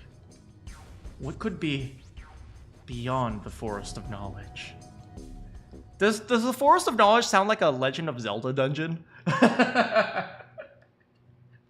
The gremlins have invaded the Forest of Knowledge. Link, please save us. Anyway, whatever. It's gonna have to wait. Can't do anything right now. I'll come back to this later. He gripped the keycard tighter and shoved it deep into his pocket. Well, that took a long time. New material has been added. All right, well, first of all, pick this up. A unique, oh my god, it's actually a key. All right, let's go back. Is that it? Let's go back here. Hey, Clover, we're back. Control panel for the electric lock. Okay, it's got a keyhole at the bottom right. Maybe the key I got earlier. Sweet! Just had to put that key in and now it's on. Junpei, look! There's a minus sign on the screen. There's like 8 of them. Yeah, there are 8 of them. That probably means we gotta put in 8 digits. Do you think we can figure it out? I have no idea. I knew it, it's locked. Yes, congratulations, Junpei. Camera? I think this camera records to a hard drive. Doesn't look like this one's recording anything. What do you mean? It's sending whatever it sees to something. What does it say? The door. Oh, maybe the TVs? Here! Yeah. Hey, isn't that door on the screen the one right behind us? You're right. So whatever the camera sees is sent to the screen in real time. I wonder if it means something. Check the drawers? Nothing? Oh! What's the deal with this? Some kind of code? There are 4 rows of numbers and letters. They all start with 0 and end with 8, F, N, or V, respectively.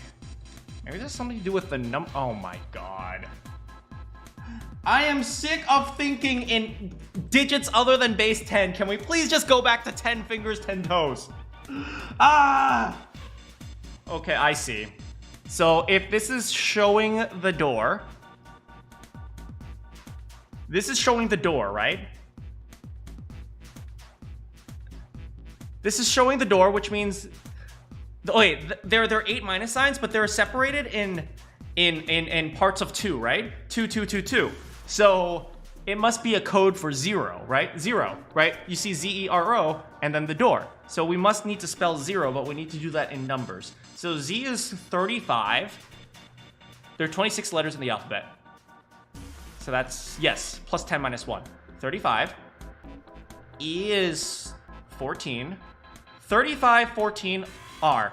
A, B, C, D, E, F, G, H, I, J, K, L, M, N, O, P, Q, R, S, T.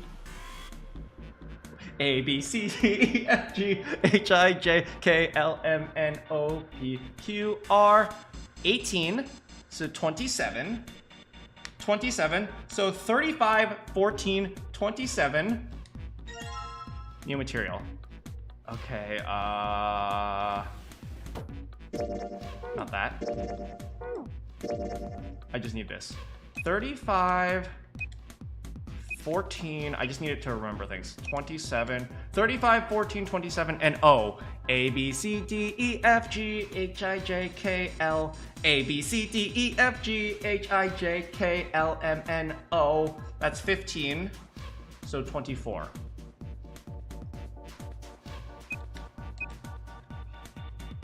Okay, 35, 14, 27, 24. 35, 14, 27, 24. 35, 14. I swear to God. 30. 8 digits, huh?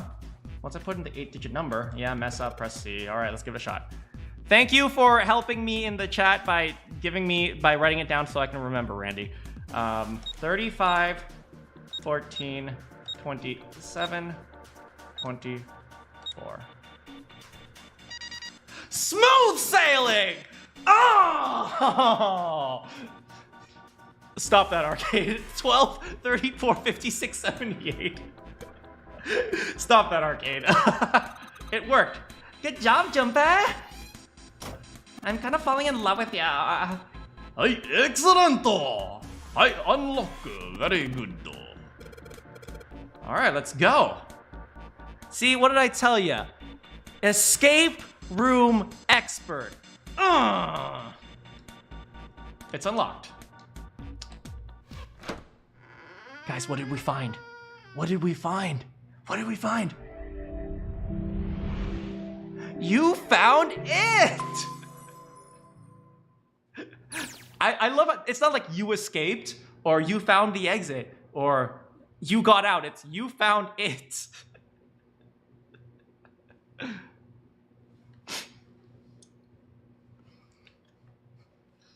They stepped out of the captain's quarters and into another hallway. We found Pennywise.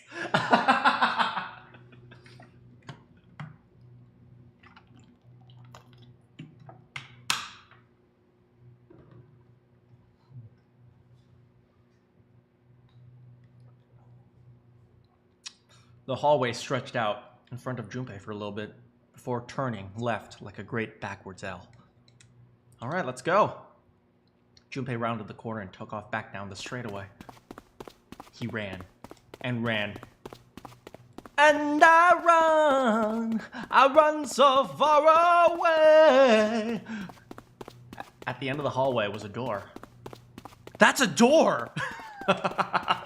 He made straight for it. Wait, a piece of paper. It was nearly to the hall. He was nearly to the hallway when he noticed a piece of paper in the middle of the floor. Junpei skidded to a halt. The blind guy is still missing. He's still missing, but at least he's not dead. At least verified by Clover. This is... He dropped down to his hands and knees. Quickly tore the paper off the floor. Ah, dang it, I ripped it! All right. Okay, so... Map of the ship's interior for A. Okay, let me get my mouse. So... We either entered from here or here. I think we entered from here. We went in. Here was the first room, and then this was the... this was where we used the nautical charts. Then we went in here to... This looks like where the guy was dead. And this was the Morse code place. And this is the backwards L. Junpei usually only takes a regular L, huh? So we're going out the other side. What wrong? Ace, slightly slower by virtue of his advanced age, old man, had finally caught up to Junpei. I found a map across the floor. He showed Ace what he snatched from the wall. He looked at it long enough to determine what it was, and nodded. I see. Wait, let me get this straight. Remember Clover said that something about she did Nonary Game 9 years ago or something like that? Well, she was probably like 10 or something like that. So they forced like 10-year-olds to play this game? Bro, we are fully grown adults and we can't even do crap. How do you expect kids to do this? Well, that was anticlimactic. I should keep this though. Junpei shoved the map into his pocket and got up to follow Ace. But something stopped him. Hey, where's Clover? He turned around.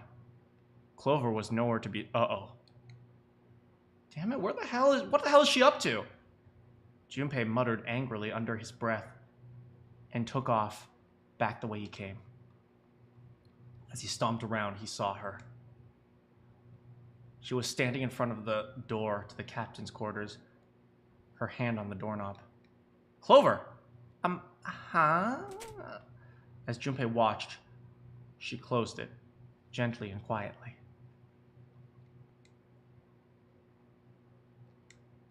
What the hell are you doing? Nothing. You want to make out? You want to make out? Yeah. What do you mean, nothing? Clover had unconsciously put her hands over the pockets of her jacket, as if trying to hide something. She gonna kill us. He knows too much now. I gotta kill him. What the hell's that? What? You've got something in your pocket. This? This is, a note? A note? Yeah, I found it in the pocket of the guy with the captain's clothes. It said something about the darkness of the sinister hand. What the heck? Let me see it. No, not right. But Junpei wasn't going to get to see it. From the other end of the hallway, he heard Ace's voice. It's a bunch of candy. Pat her down. Oh, with pleasure. Hey, what are you two doing? He's getting mad. Clover shrugged. I'll show it to you later, alright? Come on, we gotta hurry. It's just my massive balls, the one that 7 doesn't have.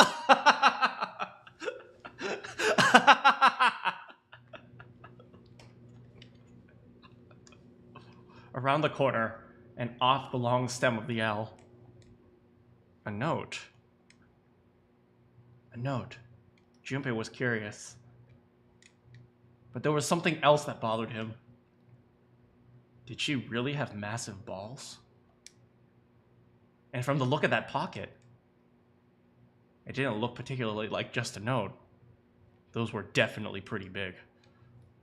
Jeez, what are you thinking? For crying out loud!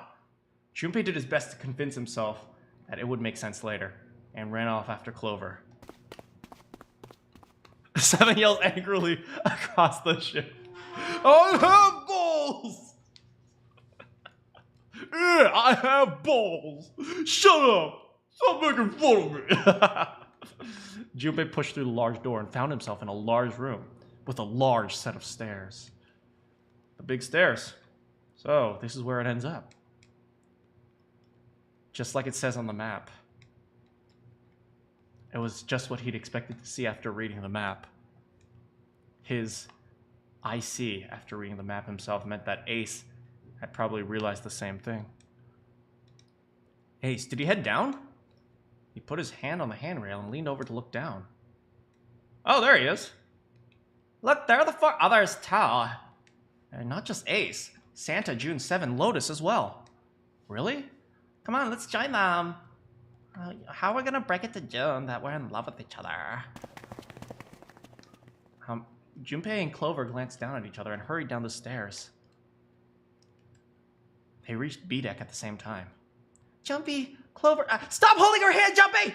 I'm going to murder you! You stupid bitch! What? Junpei's face was really pissed off. Something had happened. That much Junpei could tell by simply looking at her. What's up? Given their situation, he was not inclined to be excited about sudden developments. June, however, couldn't contain herself. We found it! Found what? We found it! What did you find? The last door. We found door 9. What? Yeah, come on. Follow us. We'll explain the way. Okay. Seven turned and jogged off down the stairs. Oh. Well, if that's the case, wait for me. Hey, we go as well, okay? The rest followed. Jumpy, we finally made it. The relief and excitement in her voice echoed what each of them had felt. Yeah, it's finally time to get rid of this sociopath who hangs out with us. Junpei, you gotta have better choices than women. Go after Clover, not this girl. Junpei wasn't quite ready to believe they'd really done it. At least, not just yet. Still, if everyone said that it was door 9, probably was. We've reached the end. He could feel his heart racing. A mixture of anticipation and fear ran through his veins.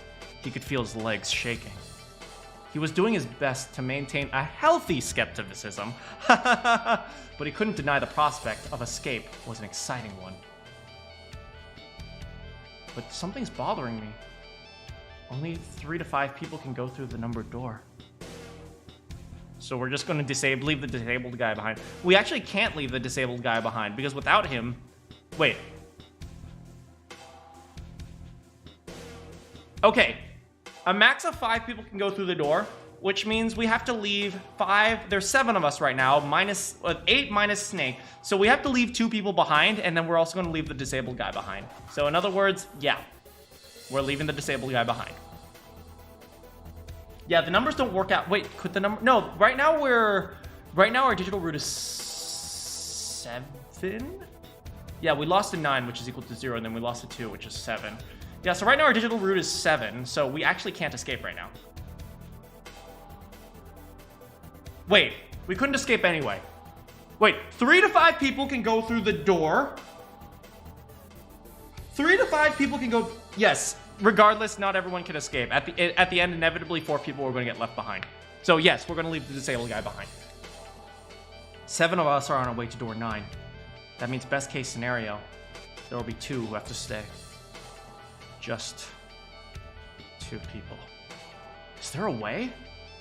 Junpei looked over at the clock. We should leave June behind. She's obviously a sociopath. 4:30. We've only got 90 minutes left. I'm sorry, but whenever I hear 4:30, there's a really good song. I think I've mentioned it a few times. There's a really good song by Spin Doctors that's like 4:30, and that's what I always think about when I hear 4:30. Hey, Junpei, June, what the hell are you doing? Hurry it up. Santa's voice jolted Junpei out of his reverie. Let's go, Jumpy. June took off down the stairs, jogging as quickly as she could. Is there a way for two groups to go through one after another? Well, at this point in time, no. Maybe if they've solved the puzzle, the other one can go through and then they can solve the puzzle? But, wait, let me think about that. Yeah, maybe if one person clears the puzzle and gets out, then the other group can go in. But they definitely can't just go one after another. Junpei followed.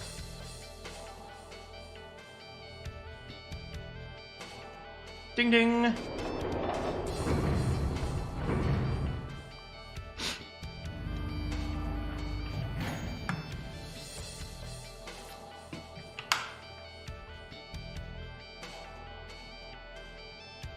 As a group, they piled onto the elevator and rode impatiently down to Edek. It looked familiar. There was a metal grate between the two elevators. Seven grabbed hold of it and began to talk. I know I told you I'd explain earlier, but honestly, there ain't much to explain. After we split off from you guys, the four of us got into the elevator on the left, and that took us to the other side of the grate. After that, we headed down another hallway. It took us toward the bow, and eventually the number 6 that you two found earlier. We opened it and kept going. Yeah, and there was another locked door behind it, like usual, but this time, we completed 2 different areas before we could unlock it. Once we were through the door, there was another hallway and we went in the other direction toward the stern. So, on your way you found the elevator? Yeah, that's right. So in other words, kinda did a lap, huh? You came from that side to this side. Yeah. With that settled, Junpei looked around. So where's the number 9 door? Yeah, over here, follow me. Seven began walking down the hallway that led toward the stern. Junpei and the others broke into a jog to keep up with him. By the way, They had been walking for a while, June in silent step with Junpei when she spoke. you know, it's because of Santa that we're all here right now. Huh? That all 7 of us are going to door 9. You don't get it? Santa, 7, and Lotus. What's their digital root? 3 plus 7 plus 8 is 18! 1 plus 8 is 9! 9, it's 9. That's right. They could have left me behind and kept going if they wanted to, but they didn't. Because Santa wouldn't let them. He said we can't leave June and the others behind. That's why we went looking for you guys. And then you got onto the elevator and went back to the central staircase. That's right. Huh. Well, I wouldn't have called that one. Santa would be the one to stick up for you, I mean. Junpei felt his eyebrows knit as he considered that. Oh, don't get me wrong. Perhaps June had sensed Junpei's concern. I didn't mean that Santa, 7, and Lotus said they wanted to leave me behind. We just talked about it and Santa objected to it first. Is that so? Junpei was about to respond when 7 suddenly stopped. Yeah, yeah, we're here. Yeah, I keep losing 7's voice. Okay, I'm good. In front of them stood a door. So this is it? Yeah.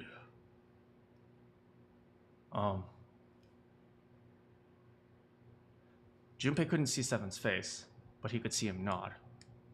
There's no other place for us to go? Nope. Just look around. There's a big old iron wall at the end of the hallway. The other hallways to the left and right, they're blocked by metal grates. I see. It looked as though 7 was right. The door in front of them was their only choice. Alright, let's get moving. He pulled the door open and walked in. Junpei took a deep breath and followed.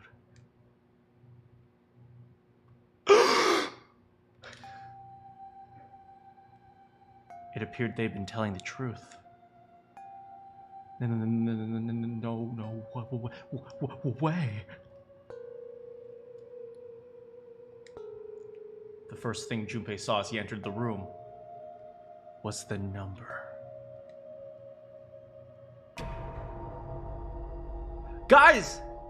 It's the letter G! No, that's a 9. No, it's a letter, right? Or maybe it's a cursive O. No, that's a 9. I know my alphabet, guys! I'm sorry, I'm making Junpei way dumber than he actually is. Like all the others, it was a rough thing, made of red paint. The door it decorated sat on the back wall of a rectangular room. Oh, this is the chapel that we saw on the map. Junpei ran up to it. The 9 door.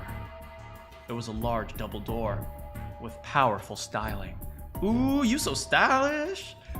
Something about it was almost majestic, and it made the red paint look especially garish. We're finally here.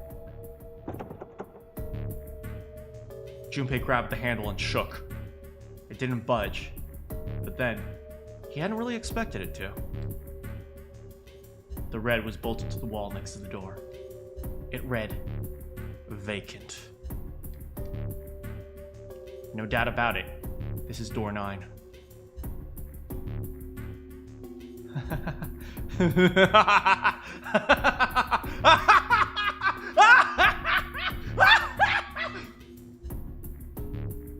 Finally, this is the last.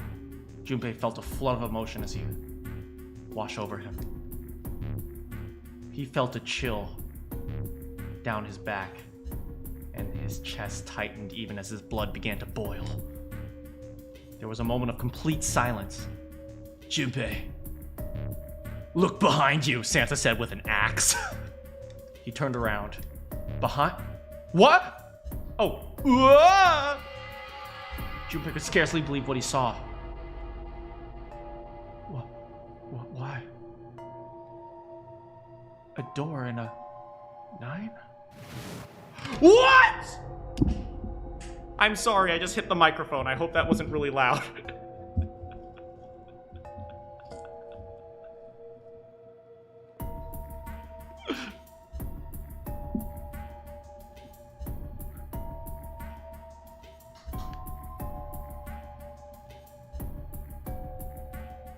Well, I guess there's your answer. Literally all of us could have escaped. If nobody had freaked out and killed each other, plus number 9. Oh, actually, man number 9 never mattered. Man number 9 actually never mattered. But if people hadn't freaked out and decided to kill Snake, we could have all just left. We literally, all of us could have left. But we had to kill Snake. Well, actually, we apparently, according to Clover, it's not Snake, but Snake is missing. Oh, we still have a chance for salvation. If we can find where Snake is, we can all leave. Yo, we can all leave. We just have to find Snake, and then we can all leave.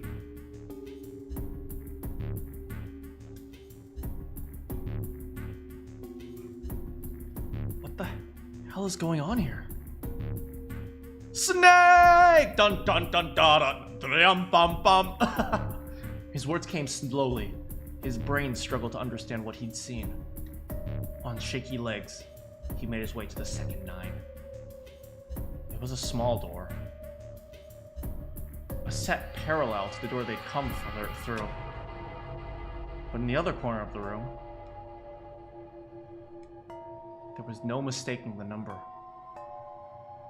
And if any more proof was needed, a red 9 was A red was bolted to the wall near the door.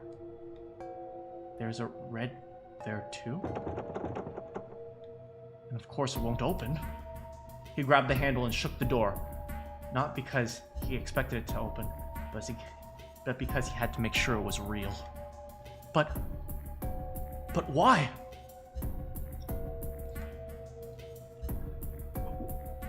Why the hell are there two doors? It was Ace who spoke first. Do you think perhaps one is right door and other is wrong door? Lotus was skeptical. I don't know about that. That seems unlikely. Why you say? Well, think about it. All the rooms we've been going through so far, they're full of puzzles, but they always have hints about how to solve them. If their roots don't work, people could always place their hands on the red upside down. I guess 6 can do that? That's June. No, that's literally it. 1 can't really do that. 7 can't really do 1, 2. I guess 2 can become 5. Wait, no. 2 is 2 upside down 2. No, 2 upside down is still 2. Yeah, 2 upside down is still 2. Only 6. It only works for 6. They're full of puzzles, but there are always hints about how to solve them. I'm pretty sure there aren't any rooms where we just had to go with our best guess and leave it to instinct. Do you really think, at the end of this very game, Zero's going to throw something that depends entirely on luck? Then you say some sort of hint in the room.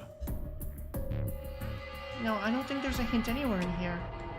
I searched it very well when I was here before. I didn't find anything that might have been a hint, though. Well, that mean you dumb. Very stupid. Yeah, both of these are probably the right door. I mean, if you think about it, Zero never actually said there was only one door with a 9 on it.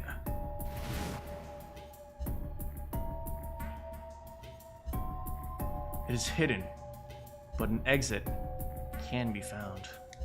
Seek a way out, a door that carries a 9. Junpei began to mutter to himself. So if there are 2 number 9 doors, if we split up right... That's not gonna work. I passed 3rd grade math, unlike ya. Junpei blinked and looked up at Clover. She held out her hand. You've got a notebook and a pen, right? Can I borrow them? You don't have to do that. All you need to know is that combine all our digits add up to 7, so you can't split into 9 and 9 evenly. Slightly confused, he pulled them out and handed them to her. Ah, the marker noises! Look at this. Clover opened the notebook to a blank page, set it down on the desk. Everyone else gathered around her. I love how Clover has suddenly become the genius of addition, and everyone's just like, oh, look, she's adding things together. Yeah, it doesn't work. You didn't have to do that. You didn't have to write down every combination. You literally didn't have to write down every combination. All you have to know is that we're add up to 7, so 7 minus 9 is 7. You get it? Or 0, because 9 is equal to 0. The numbers on the top of all combinations are the digital roots of 9. The numbers at the bottom are the people who don't fit. There's only 8 possibilities if we split up into 2 groups of 3 or 4 people. So if 3 people go through the door, 4 are left behind. If 4 go through, then 3 are left behind. Yeah. Oh, if 4 go through, then 3 are left behind, right? Yeah. Clover nodded, almost as if she was pleased with herself for solving a difficult matter. Why is everyone in this game dumb?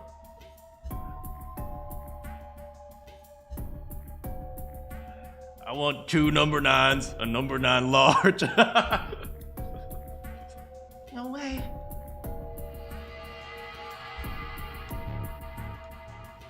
Mumble, mumble, mumble, mumble. The room went very quiet. Silence lay across everyone like a thick, heavy blanket. Ooh, dang, girl, that silence is thick. No one spoke. Their faces were blank. Come to think of it, that's for something else to look at. Junpei turned his eyes to the room around him. What is this room? The walls were covered in candles. The wavering flame made the shadows of Junpei and his companions look as though they were dancing.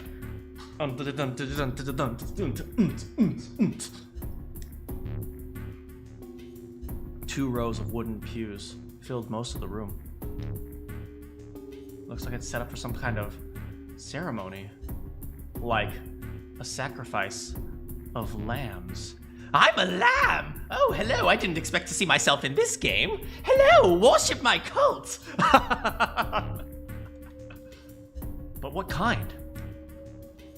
Between them was a strip of red, rich carpet. And God said on the third day. The carpet ran straight through the room, ending at the door that pointed to the stern of the boat. At the other end. The frig is this? Is that? Oh my god, is all ice? Is Alice in there? Oh my god, what if Alice is in there? Oh my. This is spooky. This is so cultish. Is that an altar? It was a recessed space set in onto the wall between the two other doors. Yeah, Alice might be in there. Sitting on a raised section of the altar was a coffin. Coffin. Coffin. Coffin. Coffin. Coffin. Coffin. Coffin. Coffin. I made a pun. I'm so sorry. I'm so sorry. I'm so sorry. Let the old people be sacrificed. Sorry, Seven. It's time for your sacrifice. No, it couldn't possibly be. But if it wasn't, then whose body occupied it? That was as far as Junpei wanted to pursue that line of thought. He decided not to think about the coffin for the time being.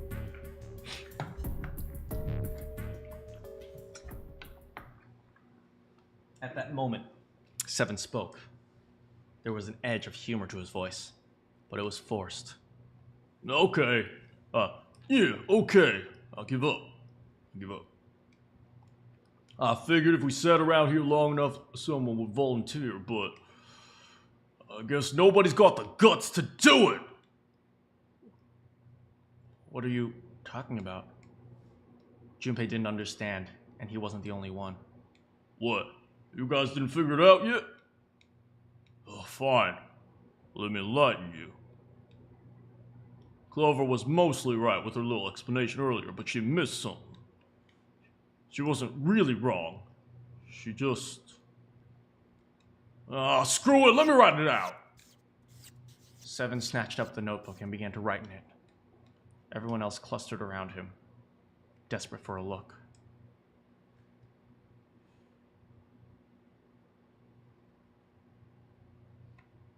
No.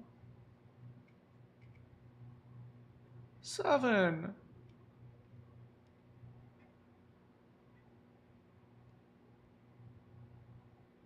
Seven, no.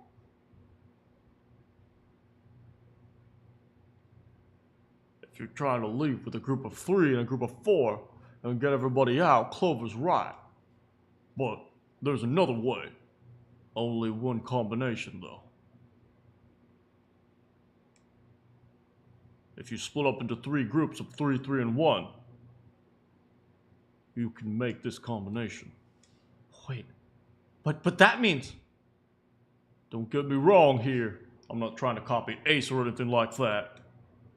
Even if he hadn't been the hero back at the hospital room, I'd still be saying the same thing. The same? Are you saying? Yeah, I am. Seven, no, Seven. But you're our homeboy. Seven. Allah. I'll take it back. I have never seen any balls bigger than Seven's. Seven, you my man. I'm actually gonna cry right now. I love Seven. I freaking love Seven.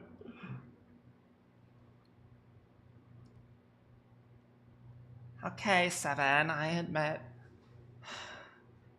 Your balls are bigger than mine. I'll stay behind.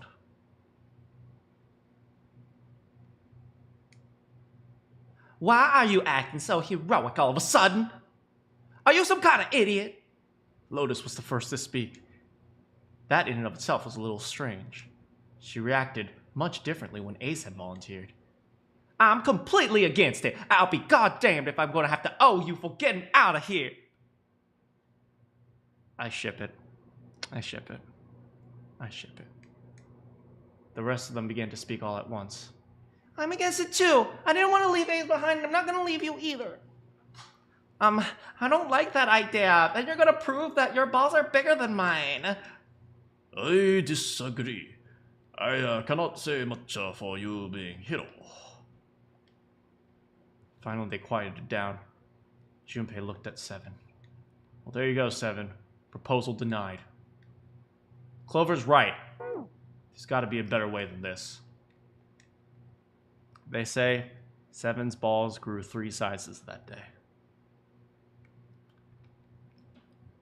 Seven made some noise that was somewhere between a derisive snort and a cough. Ugh, doesn't make any sense. He was doing his best to pretend they were making a foolish decision, but Junpei could see the twinkling of water at the corner of Seven's eyes. That was when Santa spoke. Whoa, hold on a minute. I haven't said anything yet.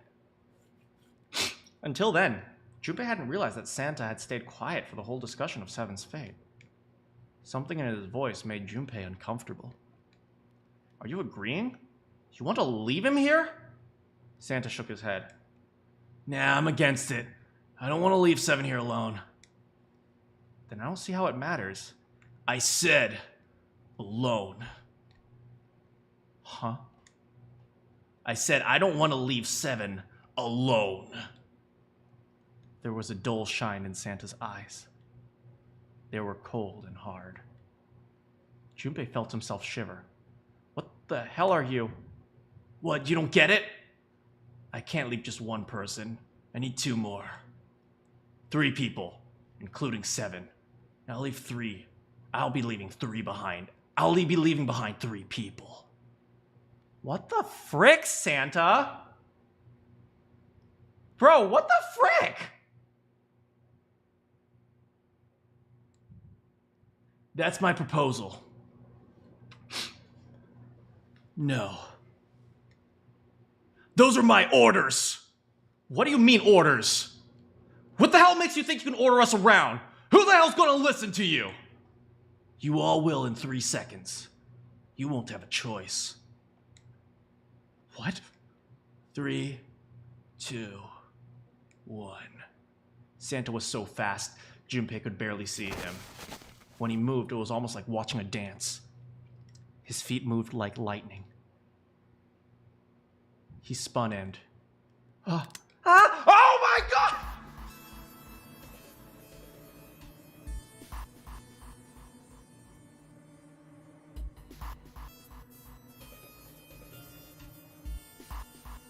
When did he have a gun? When the frick did he have a gun?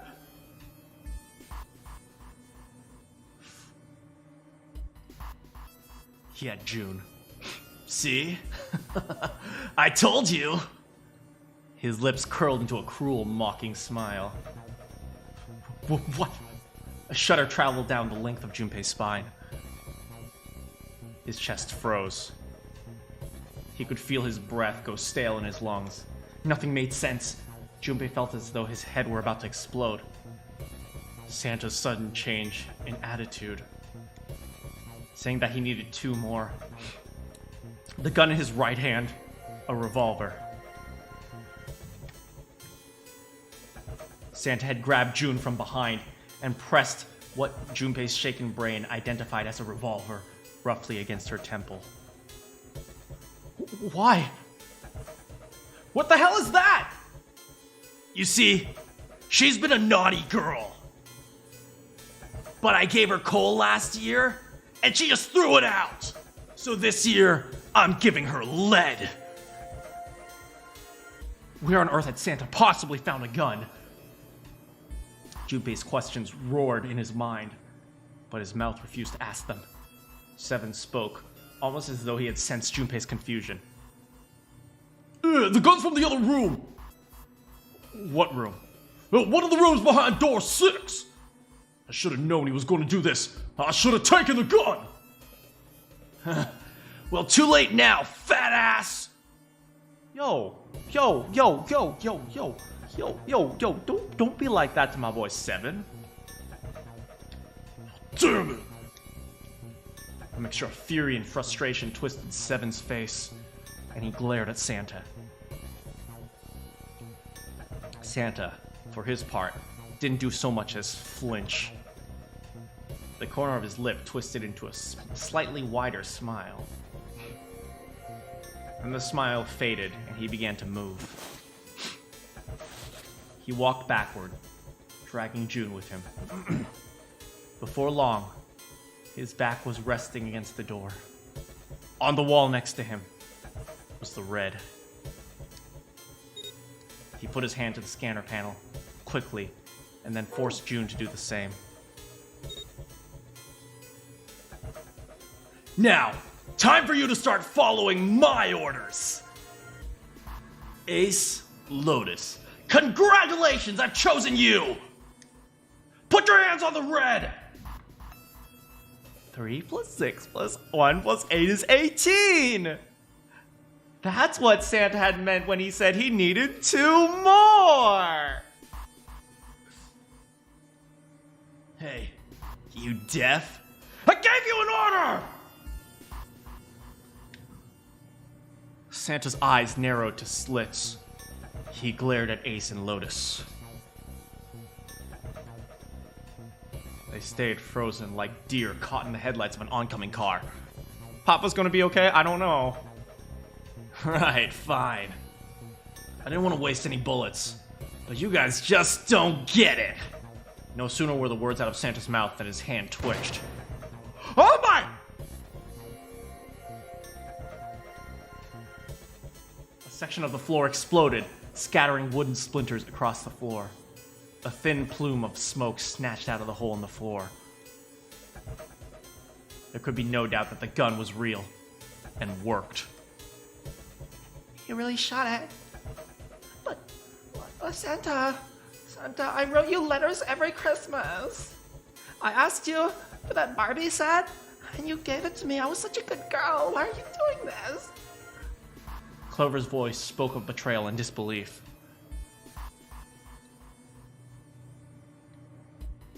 Santa, I thought you were one of us. I thought we were friends. Yeah, right. You think I'd be friends with you? Girl who gets picked up on at the lunch table? You knew about that? I told you this is my natural hair color. What? You know about the leaflets and the 4-leaf clover. Santa's cheek twitched, almost imperceptibly. What the hell is this shit? I've got no idea. You're lying. Shut up. Just shut up, you stupid bitch! Oh, now it is on. Oh, you wanna go? No one calls my Clover a bitch. Except for me. You want me to put a bullet through your fucking head?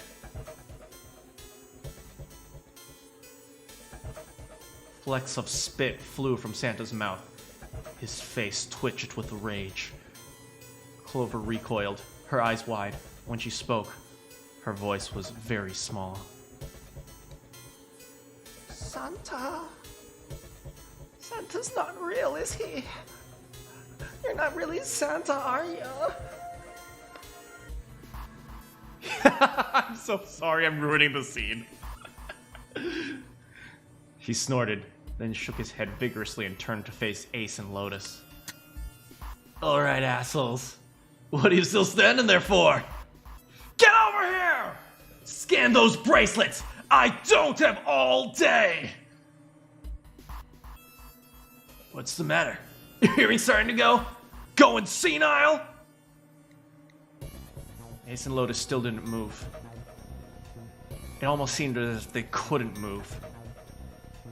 June's face was pale behind Santa's arm.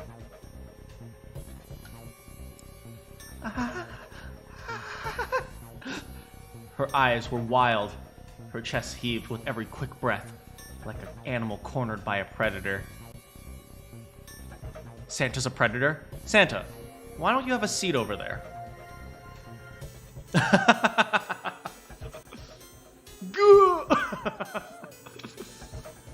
Junpei's mind worked furiously. What were they gonna do? Then he realized something. There was nothing they needed to do. There was nothing to debate. That's it. June's safety was the first priority. She is the murderer! June, I'm telling you, June is a sociopathic killer. Do not save this girl. That much was obvious.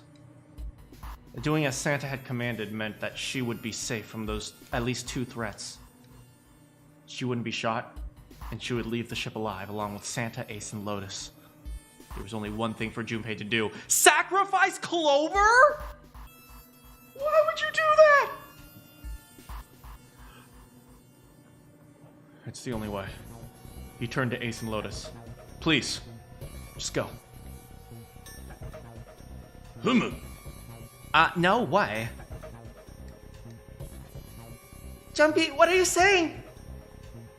If you stay here, you're gonna be stuck, Jumpy. And so will Clover and Seven. I know. But you don't need to worry about us. We'll figure something out. Right, Seven? Yeah, you leave it to us. It's gonna piss me off to know what Santa says, but... Don't worry about me either. There's still something I have to take care of. No, you can't. You can't. You're gonna steal my boyfriend. Ace, Lotus, don't come here. Don't worry about me, please. Please. June was almost crying. Do it. Be free, Papa. Junpei walked around behind Ace and Lotus. He gently placed a hand on each of their shoulders. Please. And pushed them towards the door. He finally had a chance to touch Lotus's soft skin. Oh, he felt himself for a second, and then he moved on.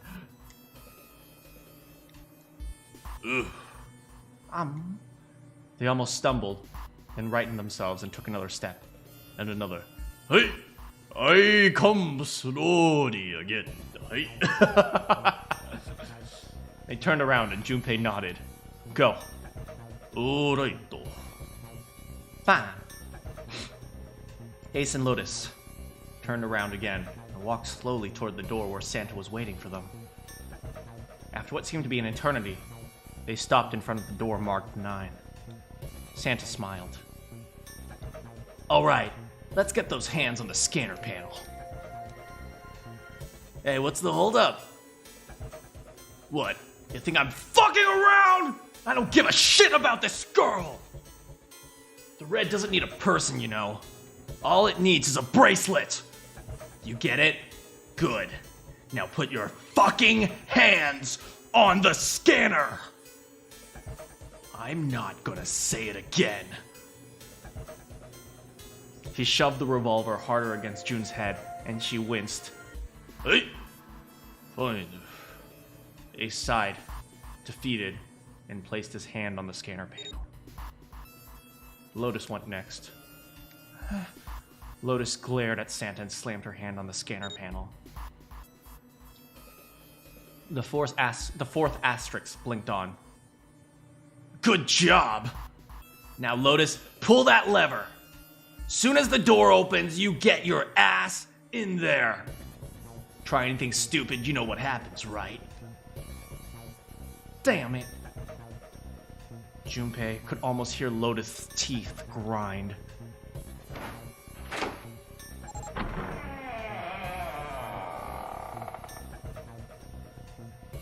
The door slid open.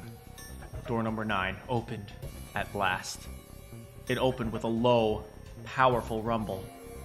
A drum roll to welcome the chosen few. Good. Go! Lotus and Ace walked through the door, their eyes furious, but defeated. Santa waited until they were inside, then hauled himself and June across the threshold as well. 6, 7, 8. Later.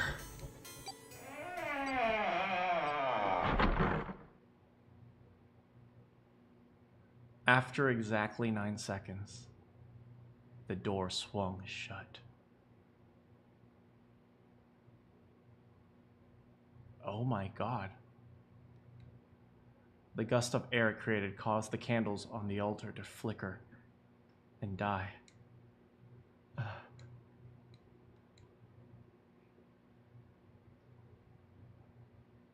The room fell silent. Junpei, Clover, and Seven had been left behind.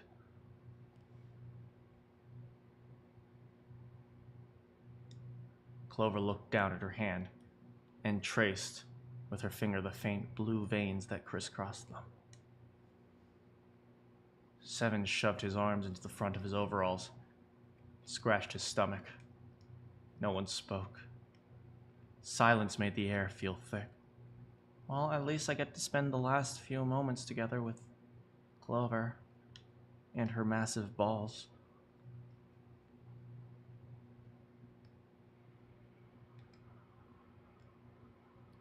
Desperate for something, anything to occupy his mind, Junpei walked to the larger of the 2 9 doors. He stood in front and looked at the red. Wait, there is another 9 door? Yeah, but we can't go through it. Our numbers don't work. It read engaged. He moved to the smaller door.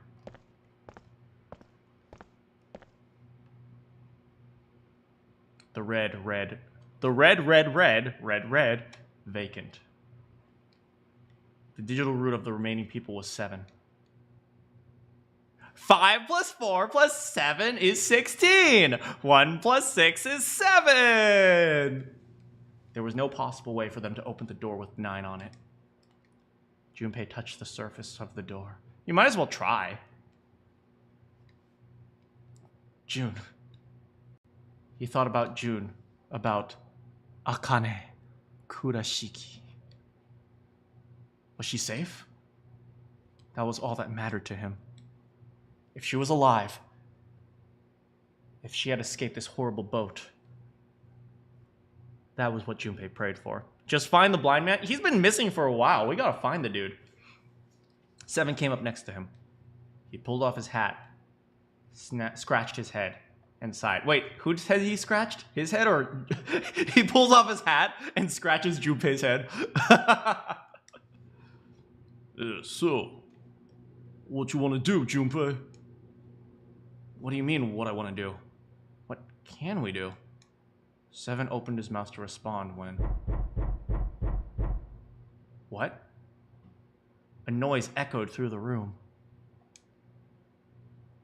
Someone was pounding on something vigorously. It wasn't mechanical. It was certainly human. Junpei and 7 looked at one another. Yeah, what the hell is that? Shh, quiet! Clover motioned to 7 to be quiet. She put one finger on her lips and closed her eyes in concentration.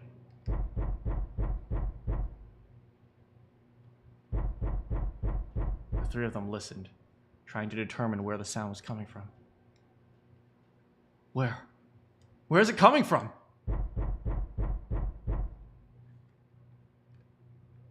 Could it be? Hey, I think it's coming from this here coffin. You're right. Let's open it. Hey, but how? What are those muscles for? For show? Tell me to force it open. Just shut up and try. Junpei and 7 grabbed hold of the coffin. They tried to get a good grip with what little purchase they could find and pulled with all their strength. Ah!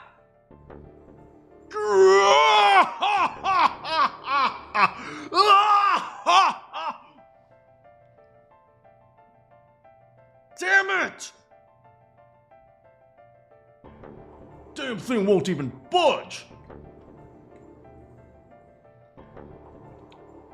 There was some sort of keypad attached to the coffin. The purpose would not have been difficult to determine. Their eyes were almost immediately drawn to it. Not another one. Give me a quick moment, I just have to turn off the red light.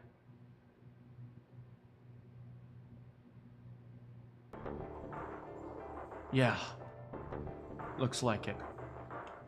Poor Snake's probably suffocating in there. Do you think it's Snake? I wonder who it is.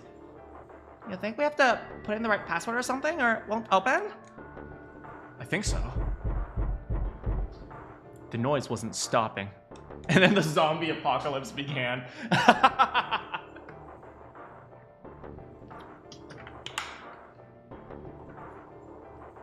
In fact, it got louder. Whoever or whatever's inside that wants out, and now. Yeah, know that. But how? Without a passcode, I don't think there's much we can do. I couldn't even tell how many numbers the passcode needed to be. Isn't there a hint somewhere? Well, let's look for one. You hear the muffled British noises. Tea and biscuits. Crumpets. A spot of tea. A Big Ben and all that. Unfortunately, there didn't seem to be anything near the coffin. Clover ran to examine the pews. The pew! 7 investigated the desk. They turned up nothing. There's nothing here. Not making this easy, are they? The sound wouldn't stop. It wasn't a noise that belonged in the room.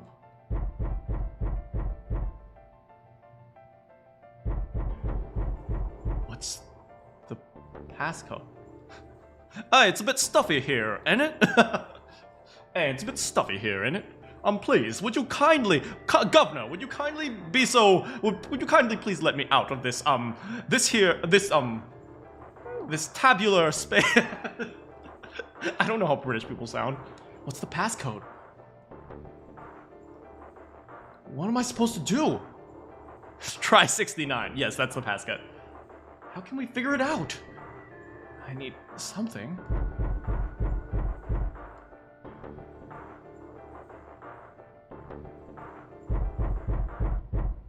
What?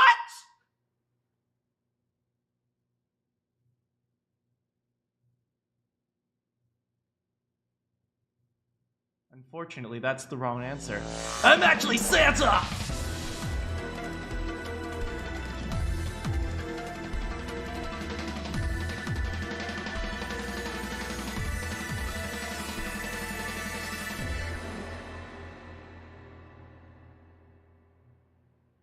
Now is the time. Let our game begin.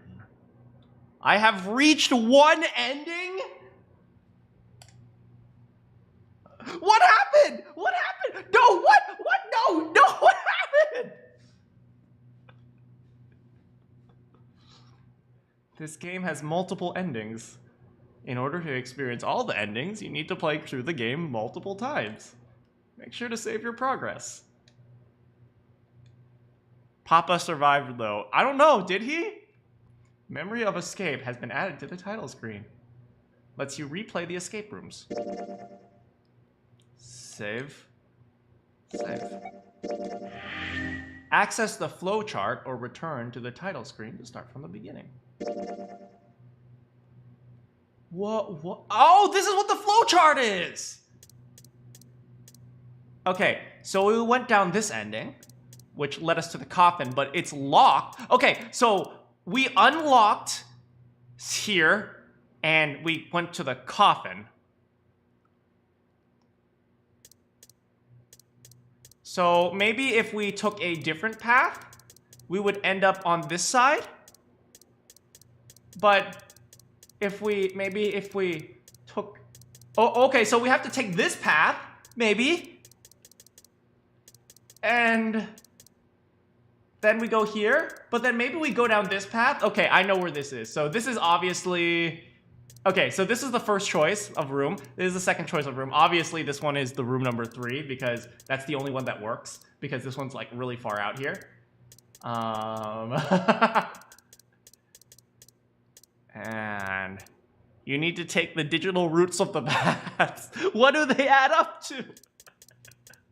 Okay. So...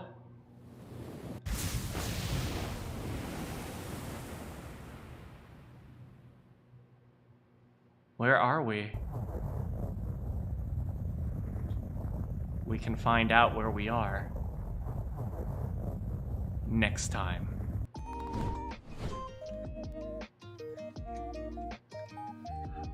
All right, so I thought maybe the game would end after one playthrough and I just see what the what ending I got. I thought I would just like, oh, I would see one ending, but apparently you have to play all the endings, and I think that's kind of cool. I think that's kind of cool. You have to play all the endings to kind of figure out the puzzles across time. Cliffhanger, you guys got hanged.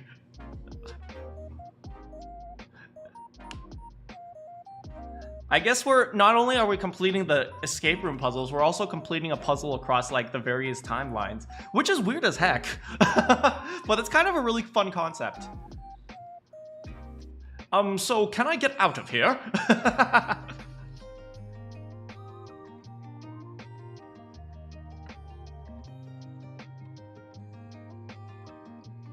Why do we always hang Cliff? Hey, it's not my fault.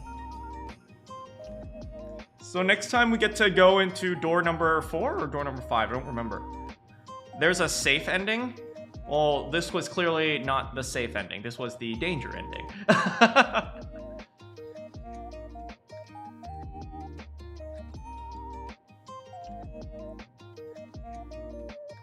So we know that Santa is...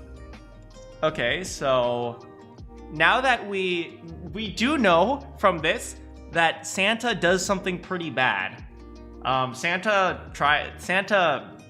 is a bad guy. So, from there, I think this was the coffin. Hey, Answer Man, please don't spoil the endings. So we know that Santa is a bad guy. Surprisingly not Ace. Is there an ending where Snake lives? Who knows? Just tell him, Santa, you don't exist. Okay, what did we learn from this? We learned something about Clover having an experiment. Is there an ending where we become evil? Maybe there's an ending where we lose it and we kill everyone. That'd be cool. But I'm curious what would happen if we went down the other path. You don't want to check. Yeah, remember, if you guys do look up the endings, remember, those endings are spoilers. So if you don't want to spoil yourself, make sure you don't look up the endings. Also, if you do spoil yourself, please be sure to not spoil anyone else. Okay? We do know that Ace is alive. Ace is Papa. That's what we'll say. Ace is Papa. 7 is Big Boy. What did we learn about June? We didn't learn anything about June except that she's a freaking sociopath. Santa's evil. Clover and her brother Snake were in an experiment on the ship 9 years ago, and it was something about morphogenic fields. Ooh, you think Lotus had something to do with that experiment because she knows about morphogenic fields? Ooh. Maybe Lotus was part of the experiment. She seems like a scientist, right? She's pretty mathy, right? She's pretty sciencey mathy, right? She was like, oh, I can solve the digital root this. Oh, obviously, these are the only combinations that work. She seems pretty mathy. Maybe she was a scientist. Maybe she worked on the experiment. I don't know.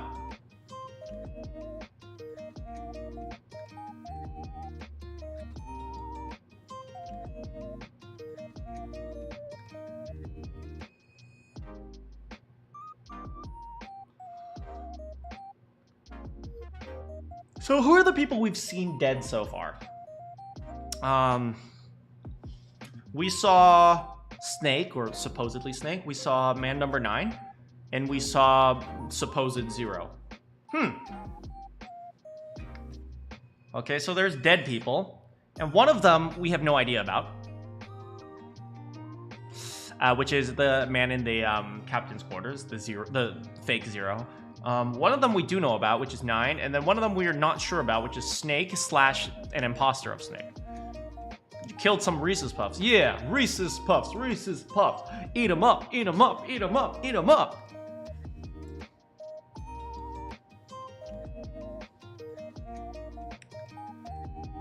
Yeah, but thanks for hanging out with me today. This one was a really good one. I enjoyed the puzzles. Today's puzzles were kind of easy, but at the same time, they were fun. It was just fun to, like, you know, piece things together and, like, kind of put things together. You're a serial killer. Boodum, get out. Get out. Yeah, I think today's was really fun. I like the, you know, I like how the puzzles have kind of a theme today. They were all, like, captain ship based. Like, one of them was Morse code, and then after that, well, one of them had nothing to do with Morse code. It was just type in numbers, but then we had one that was like steering the wheel and then manning the helm and then setting a clock. I think that was fun. I just got recommended 999 spoilers out of context. Well, don't worry too much. If you don't click on them, sometimes people just use that for clickbait. They might say something like, Ace killed everyone. Not clickbait, not heavy spoilers, but it's like, no, actually it's just like, him making a joke saying Ace killed everyone, ha ha ha ha ha. Yeah, don't worry. They might not actually be spoilers.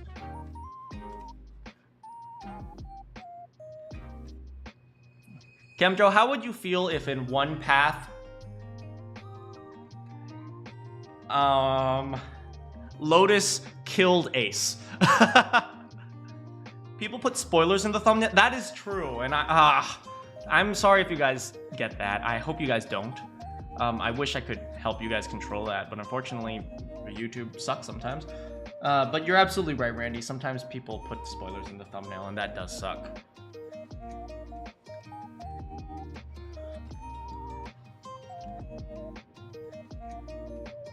And sometimes there are spoilers in the video title. That's why I tried to say, well, maybe this title is not a spoiler. Maybe they're just using clickbait. Yeah, but the people who put them, what if in Lotus and... No! Lotus and 7! I ship them so hard.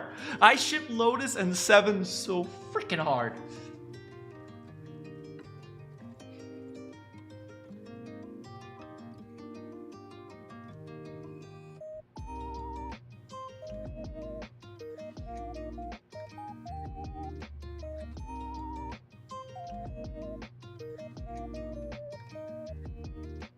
What if Ace kills Junpei? I mean, then we'd be sad. But we're the main character. We don't die.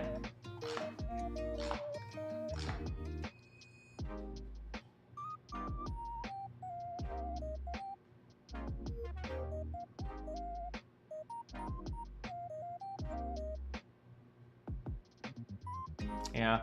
All right, don't forget that on Tuesday, we'll have some more Fire Emblem Three Hopes. That's going to be very exciting. We're going to be stopping those who slither in the dark, I think. Yeah, we're going to be stopping those who slither in the dark.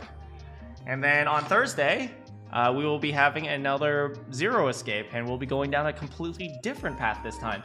And also, I think we can skip some dialogue. We just go right to the escape rooms because a lot of the dialogue is the same, it seems like. And Splatoon 3 got... personally, I'm not a big fan of shooters. Or, you know, specifically competitive shooters. I know Splatoon does have like a platforming section, but I feel like most of the game is like competitive shooter. Is Arval still around in Three Hopes? Yeah, he's still hanging out with us. He's like, do you want to kill the Ashen Demon? But he's our ally. Yeah, but it'd be fun. And the Manakyn ship is actually happening. Mana is slowly falling in love with Kin, and Kin is slowly falling in love with Mana, and Marianne is getting incredibly jealous. You're gonna get going? Well, me too, because I have to figure out what I want to eat. And after that, I gotta stop by the grocery store, pick up some milk, probably a healthy alternative to milk, maybe almond milk, because I wanna bring down my sugar intake. Wait, I think milk has a lot of sugar, so we'll see. Anyway, thanks so much for hanging out with me today. Good morning, good afternoon, good evening, good night. You have any questions for me, and I'll see you all next time.